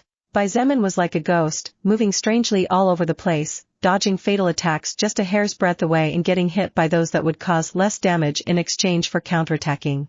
Suddenly, more and more blood started pouring out of both eyes and he leaned back 90 degrees. Only a second later, the skill indiscernible blade of one of the dead kings of kingdom slashed, passing past the place where Xietain was standing and hitting a building over 40 stories tall. Rumble! The building rumbled as a perfectly straight line appeared in the middle, the top quickly slid down and collapsed with a powerful explosion. The second skill that Xietain had upgraded to the next stage was Danger Sense, which now helped him detect any fatal danger a second before the danger was put into action. It was not unlike being a second ahead in the future, which while perfect in this kind of situation was also bad as the burden on Xietan's soul was colossal. Should I use that skill? But even I don't know if activating that skill will benefit me or harm me. Xietain frowned and right at that moment he spat out a mouthful of fresh blood. I have no choice. Purple flames burned on the blade of his greatsword as he let himself be hit by some attacks and slashed in a wide diagonal arc. Boom! As the ferocious explosion forced all the kings of kingdom back and sent others flying, the purple flames roared like a dragon and illuminated the environs, consuming the lives of more than 4 kings of kingdom in the process and turning their decaying bodies into nothing but ashes. Divine Blood Punishment. This was the first time Xietain triggered the second activation of his most destructive skill of all, and because the description was too vague, even he didn't know what was going to happen. However, his instinct told him that it was okay to take the risk this time. Chapter 888 A Fated Betrayal, Part 3, Divine Blood Punishment. Xietan's words had barely fallen when suddenly everyone froze in their tracks. For a split second, time itself seemed to have paused. However, this was all nothing more than an illusion caused by the sudden stagnation of mana in the area, which at the same time froze the wind from blowing and the earth from shaking. Immediately after that, the earth split and its color turned crimson, covering an area of approximately 5,000 meters with Xietain as the core. Swoosh, swoosh, swoosh, swoosh, swoosh. What? What the hell is this? Damn it, these things don't break. The demon general and the rest of the soul evolvers within the area affected by the divine blood punishment skill first panicked as their bodies were restrained by chains of blood that, after coiling around them, no matter how many times they broke them, more kept coming back out from the ground like endless plagues. They don't do anything? However, there were soon some who realized that the chains of blood seemed to have no function whatsoever, as it didn't actually hinder movement at all, nor did it hurt or much less diminish the battle power of anyone present. Just when everyone was wondering why Xietain had activated such a useless skill and consumed precious mana pointlessly, the Demon Lord's shout drew everyone's eyes, and even the soul evolvers of the human race and the demon race separated for a moment in order to better understand what was going on. What the hell is that? The Demon Lord's eyes were bloodshot as he looked at the scene in front of him with a bleeding heart. Xietain, I swear to tear you into a million pieces no matter what. Xietain kept an indifferent expression on his face but was actually sighing in relief in his heart as he watched the effect his skill was having. The now approximately 34 living corpses whose combat power was comparable to 3rd order level 140 soul evolvers suddenly began to rot at visible speeds. Some lost their arms, others a leg, chunks of rotting flesh and desiccated skin fell to the ground. However, what was most remarkable was the fact that the 34 corpses had weakened tremendously, and the auras exuding from their bodies were now barely comparable to that of a level 72nd order soul evolvers. The Demon Lord felt his heart about to break as he watched his puppets weaken to the point of becoming trash. Only he knew how many resources and natural treasures he had consumed over the past week to create them, not to mention the effort he and his generals had to put in to kill every single one of them. Those were King of Kingdom soul evolvers, for God's sake. They were the pinnacle of Eventide world. Demon Lord Aargon had intended to use those corpses as a trump card, and in fact it was his most powerful card to surprise Xietain, but little did he expect to meet this kind of miserable fate. Xietain lashed forward with his whip, hitting the head of one of the corpses and making it explode into a bloody mess with complete ease. The movements of his enemies had slowed down tremendously, and each of their attacks became even more predictable than they already were. It was a piece of cake for him to finish off half of them in a matter of fractions of a second. Blazing Punishment of Divine Blood, 4th Order Active Skill, Level 1. First activation, Blazing Blood Punishment. Second activation, Divine Blood Punishment. Using the power of your bloodline, creates a temporary domain that causes the power of all enemies whose bloodline is subordinate to fall. Effect, consumes 500 mana points to activate and 5 mana points per second to maintain active for up to 30 minutes. All enemies whose bloodline is below the user's will have their power rank reduced by 1 order, and this effect cannot be dodged, avoided, or ignored regardless of the level difference. Note, if the user's bloodline is lower, all stats will drop by 10% for 30 minutes even if the domain is deactivated. Xietain had no way of understanding exactly how this skill worked. At the end of the day, he did not know which was a strong bloodline and which was not. Xietan's fear was that by activating this skill perhaps the demon bloodline was more powerful than his human bloodline. If this was the case, then he would end up doing himself more harm than good. However, he gambled well this time. The demon and human bloodlines were equally strong, so there was no benefit or punishment for Xietain. However, the walking corpses were a different matter. They were already dead, their bloodline was non-existent, so naturally they could not compare to Xietain, who was alive, which led to all the Demon Lord's puppets losing a stage of power when the blood chains that came out underground surrounded them. After finishing off all the weakened puppets, Xietain did not charge towards the Demon Lord but jumped backwards, causing his opponent to be confused as to his action. As the spears of darkness and spears of blood continued clashing in the sky and causing thunderous mana explosions that kept everyone away from the area, Xietan's golden whip suddenly glowed and an instant later turned into a beautiful and elegant gold-colored bow. The Demon Lord pointed his sword forward and shouted mightily, "Underworld Arrow!" Bang! Bang! After 2 almost simultaneous bangs, a deep blue arrow streaked across the skies towards the Demon Lord, and another deep black arrow flew towards Xietain from the opposite direction. As they met in mid-flight, both arrows skimmed each other before each continued on their course. The Demon Lord erected a shield of darkness using the shadows around him, thus resisting the arrow's explosion and avoiding being consumed by the flames. As for Xietain, he didn't bother with dodging and instead began to launch a rain of fire arrows towards the Demon Lord. Boom! He grunted slightly in pain and part of his face was burned when the black flames exploded after hitting him. However, the true damage was not much despite his appearance thanks to the skill ruler of all matter. In fact, Xietain used 50% of the enemy's power to throw it back at the Demon Lord, who at this moment could only hide behind his shield of darkness while Xietain was running all over the place, trying to surround him and give him a good blow. Boom! Boom! Boom! Boom! Xietain squinted his eyes as it became difficult for him to see the current situation clearly. Not only had his eyesight been dyed blood red, but his right eye was now out of action as he was forced to close it when the black flames blasted out before, or else he might have lost his sight forever. His condition was not very good, his health stats had dropped too much due to the greatsword. However, after another 5 seconds of attacking the demon lord who was trying to counterattack without much success by making use of all kinds of weapons created from the shadows, Xietain stopped his assault and the golden bow in his hand disappeared. The demon lord took that moment to jump backwards, his armor of darkness was broken in several places and his arms had several burns as his leather armor was consumed and devoured by the blue flames. That could not be completely stopped by the shields of darkness he raised. Just as he jumped back and waved his hand to create something even more powerful than before, the demon lord's pupils trembled and his heart shook with fear as his blood-colored eyes met Xietan's cold gaze. Xietain slightly lowered his stance and tightened his grip on the hilt of the greatsword that Kali had upgraded for him. The tip of the weapon was pointed directly at the demon lord and all the blood-red mist had gathered into a single point forming a small spinning sphere. Doombringer! Xietan's voice echoed across the battlefield as the blood-red spinning orb suddenly burst powerfully outward just like a laser beam, becoming wider and wider as it moved out from the weapon. The demon lord felt real life-threatening danger to the point where every hair on his body stood on end. He stretched both hands forward and didn't care about mana's consumption as he yelled in a rush, unending darkness. A huge black mouth shot out from his hands in the direction of the blood-red beam. The mouth opened wide, awaiting the arrival of the beam to devour it. This was precisely the skill that had prevented the demon lord from suffering serious wounds a week ago when Xietain launched his upgraded Crimson Blood Judgment. Ha ha ha ha. It's completely useless. Xietain laughed good-naturedly even as multiple parts of his body exploded and blood began to cover his entire person. Under the demon lord's eyes filled with fear and astonishment, the blood-red beam continued past the blood mouth that had closed to form a large sphere of darkness.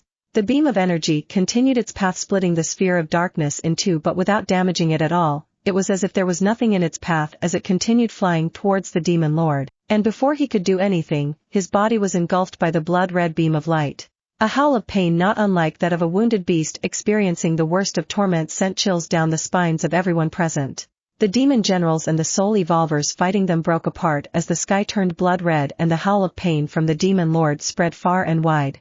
That boy, to think that he is making Argon scream in pain like this. Mei Lin's voice spread throughout as she looked up to the sky with exhausted eyes. Her body was riddled with burns and there were several streams of blood running down to the ground. She had been the main defense and attack to hold back the terrifying wyvern and prevent it from taking to the sky, therefore, she had naturally taken the brunt of the damage. Even then, the wyvern of purple flames wasn't in good condition either. His body was not only riddled with wounds caused by the King of Gales but 1/4 of his massive figure was imprisoned under a thick layer of frost from which he was struggling to break out. At that moment, the blood-red light finally disappeared and the body of the demon lord falling from the sky was revealed to everyone. Even Xietain was surprised by what he saw as he did not expect something like this at all. Demon Lord Argon's left arm had exploded into a mist of blood, all the skin on his face was gone and the purple flesh was visible to everyone. Behind his back were 2 black wings with which he had probably tried to escape at the last moment, but without success. The wings were now torn apart despite being composed of pure darkness. Looking at that figure falling from the sky, everyone regardless of whether it was human or not gasped as they tried to process what they were seeing. The Demon Lord, Argon, that legendary figure that stood at the top for centuries, that soul evolver that no one dared to challenge, the ruler of the demon race that terrorized mankind for so long, had been defeated? Xietain, finish him off, roared the King of Gales, waking everyone from their slumber. The excitement and anger in the king's voice could be felt by anyone as he stared with bloodshot eyes at the demon lord falling from the sky. This was true revenge for his late wife, Queen Helena. Just at that moment, Xietain felt his shadow move strangely and his evolved danger sense skill triggered. His only open eye closed as a strong stream of blood shot out, but despite knowing the danger he faced, he didn't move. Watch out! Princess Diana shouted with terror-filled eyes. Behind you! The pixie princess yelled in fright as well when she saw the demon lord emerge from Xietan's shadow. Ugh! Xietan's face contorted in pain as not only his gravity armor was pierced but even his armor was pierced through.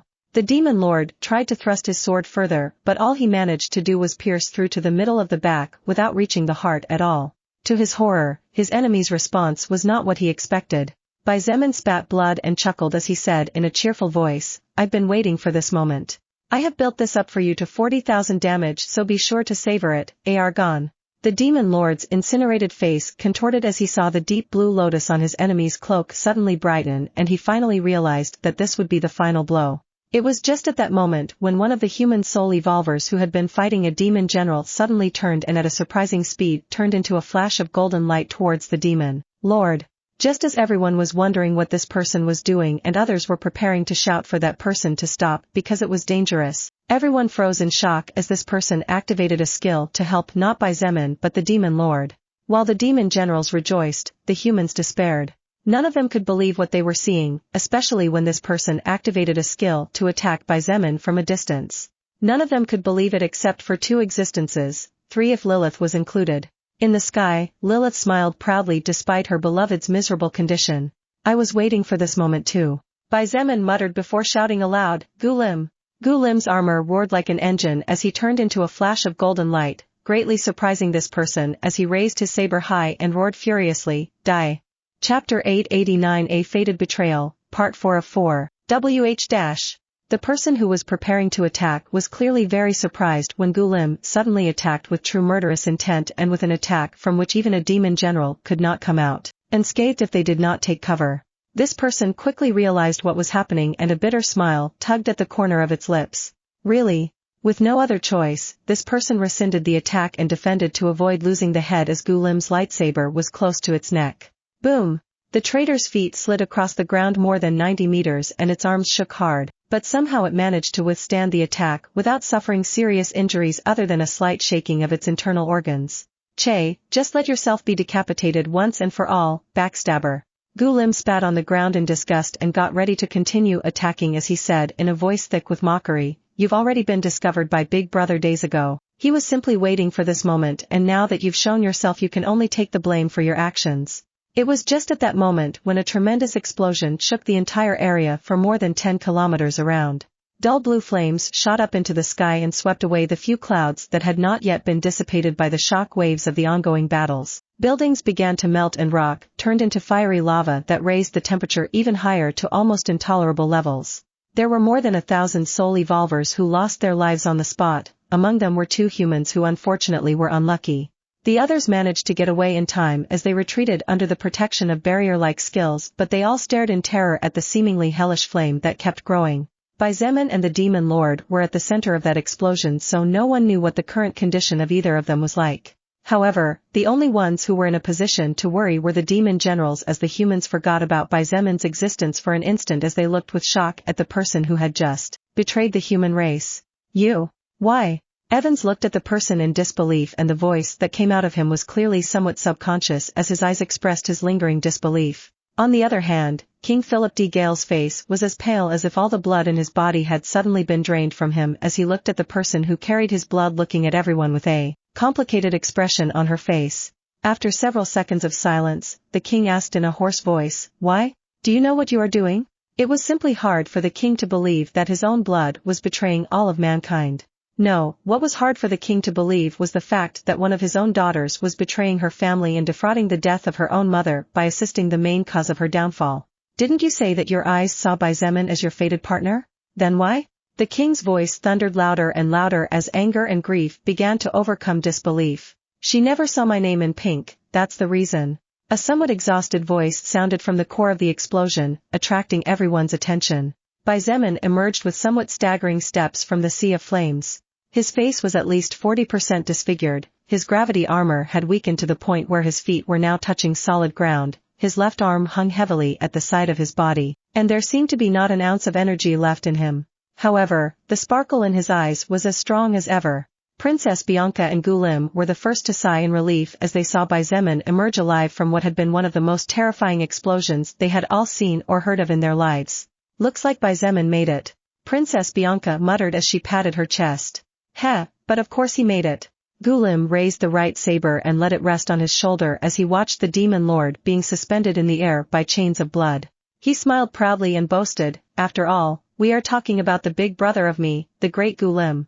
Princess Bianca rolled her eyes, but she was too happy to care about Gulim's nonsense.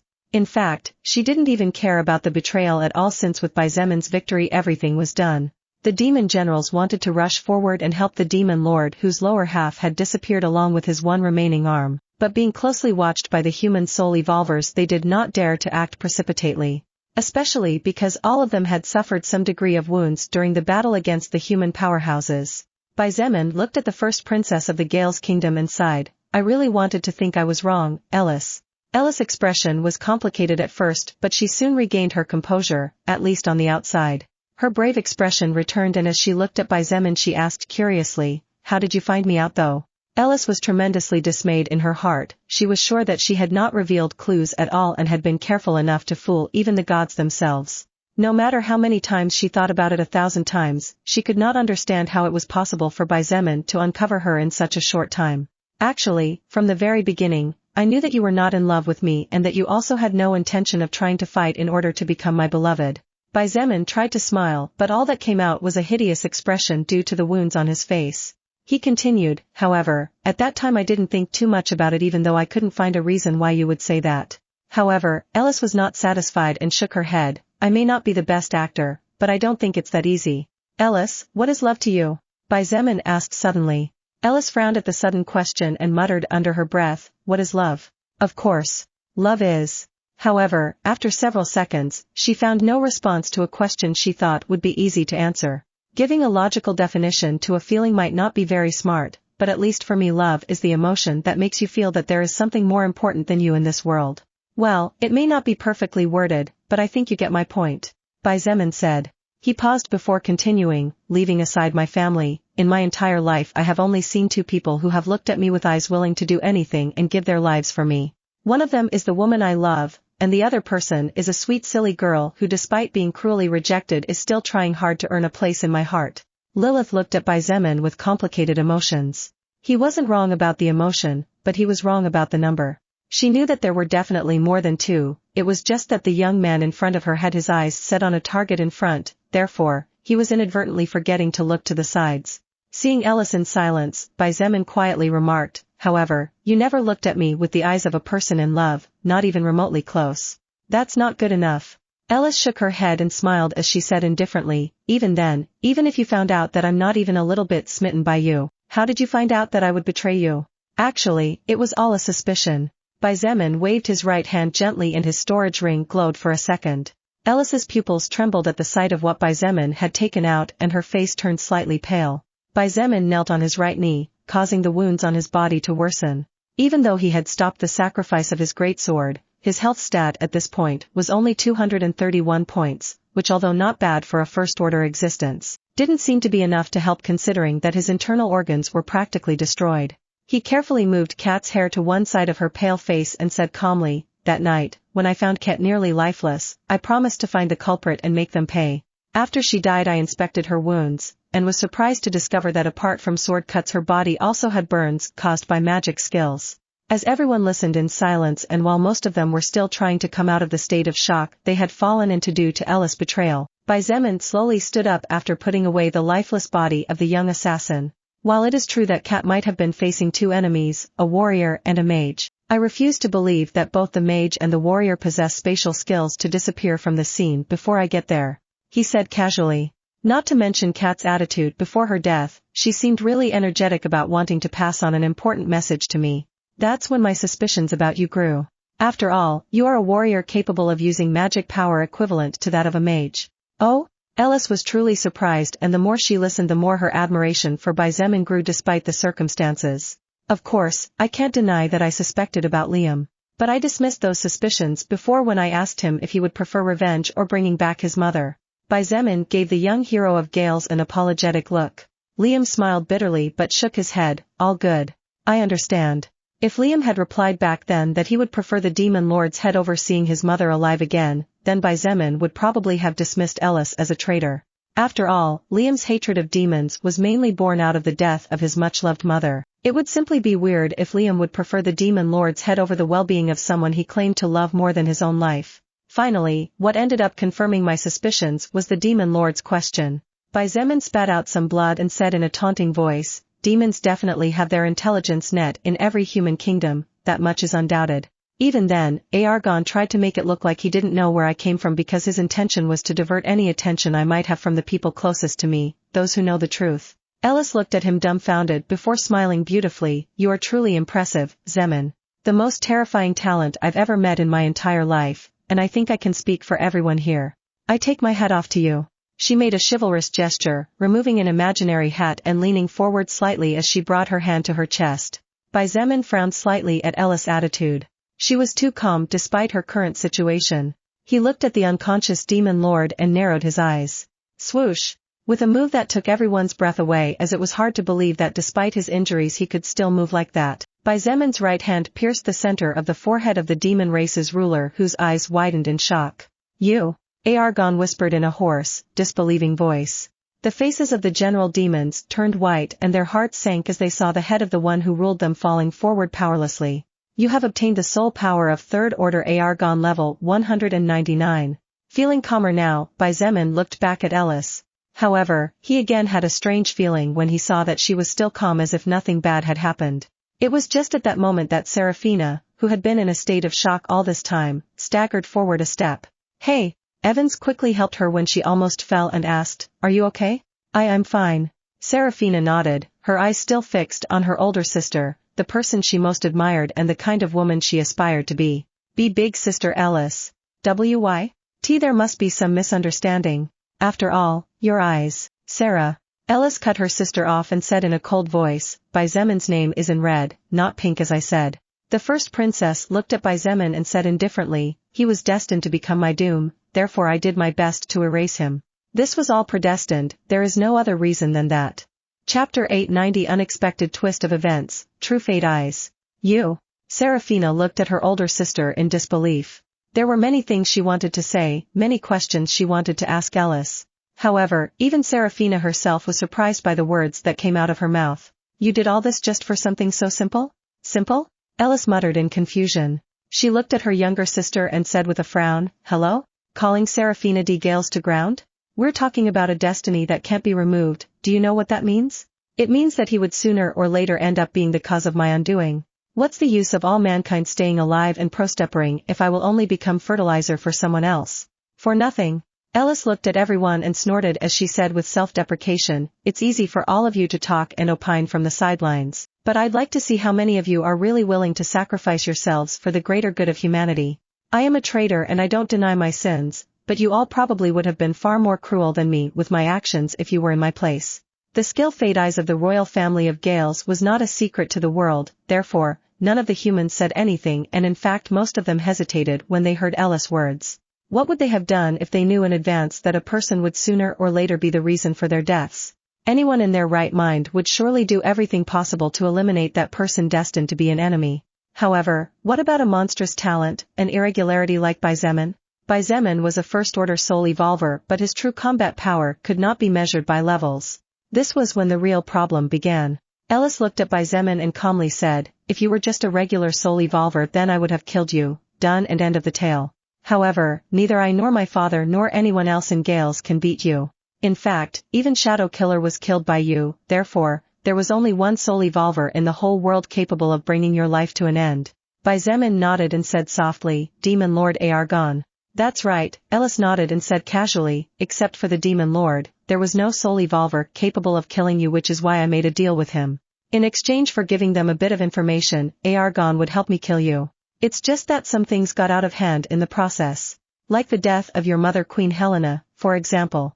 Xietain said suddenly. A flash of sadness and anger shone in Ellis' eyes. She clenched her fists tightly and nodded, That's right. My mother's death is something that shouldn't have happened. That bastard Belgos didn't follow the rules. King Philip looked at his daughter with sadness, his face seemed to have suddenly become older and his posture even curved slightly forward. It seemed as if the proud king who with his spear wiped out numerous powers of his equivalent had lost his purpose to hold his weapon. The place remained silent for a few seconds. The only audible sounds were those of the small fragments of rock still raining down from the sky due to the fierce explosions earlier and that of the burning lava that covered a large part of the ruined city. And what makes you think that the Demon Lord would follow the rules? Xietain sighed. It's because we made a soul contract in which neither of us was allowed to break. Ellis stated in a cold voice. Do you really think I'm that stupid? I know what I did could be seen as not very smart, but when you're up against a monster like you it's not like you have much of a choice other than to give it your best shot. Xietain closed his eyes, trying to understand Ellis' actions. He could tell by the way she looked at him that she didn't hate him or anything, she was simply desperate, and after coming up with a plan that she thought was solid, she simply implemented it. Unfortunately, sometimes planning wasn't enough. At the end of the day, when someone's might was too overwhelming, the plans and machinations were meaningless. Ellis looked at her father, her sister, and Xietain before calmly saying, "You guys can hate me all you want, I understand, and I don't blame you. However, I simply tried to survive, that's all. If what I did, trying to survive, is disapproved of, then why did we all become soul evolvers? Isn't it exactly to survive?" After a moment of silence, Xietain suddenly asked, just out of curiosity, "But, in what color did you see the demon lord's name?" "Green," Ellis replied without much thought. "Green." Xietain nodded before asking a new question, "What does green mean, if I may know?" "Hope," Ellis said. "I see. So, Argon was hope and I was your ruin, is that right?" "That is correct." Xietain shook his head and said in a low voice, "Ellis, you still haven't realized the mistake you've made?" "Mistake?" Ellis frowned and looked at him in confusion. She said with some anger in her voice as her body trembled, "It's wrong to try to fight to survive? It's wrong to try to go against fate? Are you stupid?" Gulim couldn't help but break in. He looked at the first princess with disdain and said with contempt, "Far from fighting against fate, what you did was give in front of it. Argon was your hope and I was your doom. Yet, what was it that put us in this situation really?" Xietain stared into Ellis' purple eyes. He saw her pupils suddenly tremble as if she had realized something and said slowly, "What put us in this situation was that you looked for that hope to end your doom. Ellis, you and I could have been friends. What reason did I have to hurt you?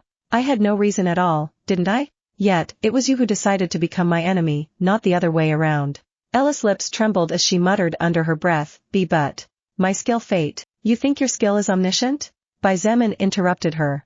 His expression was cold as he slowly said, "I had a similar conversation with Seraphina before, your younger sister. Do you know what I told her? I told her that she needed to see the world with her own eyes instead of being driven by a skill. As sentient living beings, each of us decide the path we walk. Ellis, your skill fate eyes probably showed you the path your own actions would eventually lead you to with your own choices. It wasn't fate that came looking for you, it was you who sought out this path." Ellis' face turned as pale as a ghost's as each of Xietan's words struck her heart like 1,000-ton hammers. Her hope turned out to be her true undoing. It was because she sought that hope that doom overtook her. If she had not chosen that path, would things really have ended like this? Her delicate body began to tremble and she subconsciously shook her head. However, even though she was on the verge of collapse, Ellis was a woman who was not only talented but also had great mental strength. She took several deep breaths, barely managing to avoid collapsing on the spot after realizing that at the end of the day, she had become her own puppet without even knowing it. She looked up at the sky with a sad expression, asking her mother for forgiveness in a voice that only Ellis herself could hear. After that, Ellis looked at Xietain and asked with a pale face, "Do you hate me?" Then, she smiled bitterly and mocked herself, "What a stupid question of mine, no one likes traitors." Xietain said nothing and looked at her silently. It would be a lie to say that he did not feel some anger in his heart, however, he did not particularly hate Ellis. If Xietain had to say the kind of emotion he felt towards Ellis, it would be the emotion of pity, which could be even worse than hate depending on from where one looked at it. Ellis looked at her younger sister, who was looking at her with still confused eyes as if she was asking why she did it. She smiled sadly at her before looking at her father, who despite looking at her seemed to have his eyes dead and empty. Then, she looked at Xietan's storage ring where Kat's lifeless body was in. Ellis remembered the heads of Anna and Giles, as well as the lives of all her friends who were lost in the war against the demons in Bearcrest City. "Looks like I was wrong?" Ellis looked at Xietain with a sad expression but a beautiful smile on his face. "It seems so." Xietain responded with a nod. Ellis stayed silent for a moment before sighing. She bent down to lift her sword off the ground. "Batar, Gulim!" Gulim was about to charge against Ellis when he saw her move but stopped when he heard Xietan's voice. "Big brother?" He looked at him confused as to why he was stopping him. Xietain shook his head as he looked at Ellis. His vision was blurry, he could barely see anything at the moment and almost everything was red to him. Ellis raised her sword and placed it over her neck, but at the sight of her movement both Seraphina and King Philip seemed to wake up. "Big sister, no. Ellis, stop." No matter how one put it, Ellis was their family. The king had held her in his arms when she was born and Seraphina had been saved on numerous occasions, not to mention the times she was spoiled by her older sister. It was absolutely impossible for the two of them to sit and watch a loved one take her life before them, even if that person was the cause of so much pain and suffering. However, the two were stopped after advancing a few meters when a series of blood chains wrapped around their bodies without allowing them to move at all. King Philip cursed and tried to break free, but he was quite exhausted from the previous battle, not to mention that the chains were absorbing more and more blood to strengthen themselves, so unless he was in peak condition it would be difficult for him to break free. As for Seraphina, her physical strength was low to begin with, therefore, there was no way she could get loose, and even when she activated some fire-like skills it was to no avail as the chains had been created using hundreds of mana points. Xietain was surrounded by a halo of golden light. He didn't look at King Philip or Seraphina as he apologized softly, "Sorry, but I can't let you help her." "Xietain, you!" The king was furious and tried to let go with all his might with no success. "Orc, you!" Seraphina looked at him in despair as she mumbled, "Why, you must be kidding, you must be kidding, for sure." However, Xietan's expression was serious. He looked at Ellis all the time as he said in a low voice, "I promised Kat that I would take revenge on her before her death, and for better or worse, I'm a man who likes to keep his word." Ellis smiled and said under her breath, "That trait of you, it's not something I despise." Then, she took a deep breath and swung her sword inward as the desperate cries of her sister and father entered her ears. However, her movements froze and her eyes widened in shock when, while staring at Xietain, she noticed something that more than surprise made her feel despair. Under Xietan's confused eyes, she withdrew her sword from her neck and used the blade of her weapon to look at herself. After a few seconds of silence, Ellis began to laugh out loud. Everyone looked at her as if she had gone crazy while she laughed and tears ran down her face. However, a small number of them realized that Ellis' laughter was filled with sadness and despair, pleading to the tears falling down her face like a broken dam. But, how could Ellis not feel sad and hopeless? She looked at Xietain, more precisely, at the name hovering above his head. It was no longer red as before, it was now green. Moreover, her own name was in red. Her doom had become her hope and she herself was now her doom. What was true despair if not this? Just then, a series of messages from the soul record flashed in Ellis' purple eyes. Hidden requirement fulfilled. 4th order skill level 5 Fate Eyes has evolved to 5th order unique skill level 1 True Fate Eyes. At the same time that Ellis' skill evolved into a skill that only she in the entire cosmos possessed and could have until the day she died, she shuddered as she had what seemed to be a vision of the future.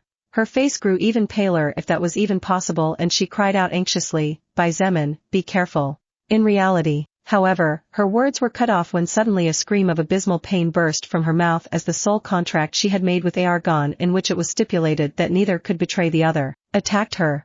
Ellis tried to fight it with all her heart. She felt she had to say the words, because although it wouldn't kill her it would leave her in an unknown but far from good condition. Unfortunately, the soul contract was absolute and not something that could be resisted just by having strong willpower. Under everyone's astonished eyes, Ellis collapsed to the ground.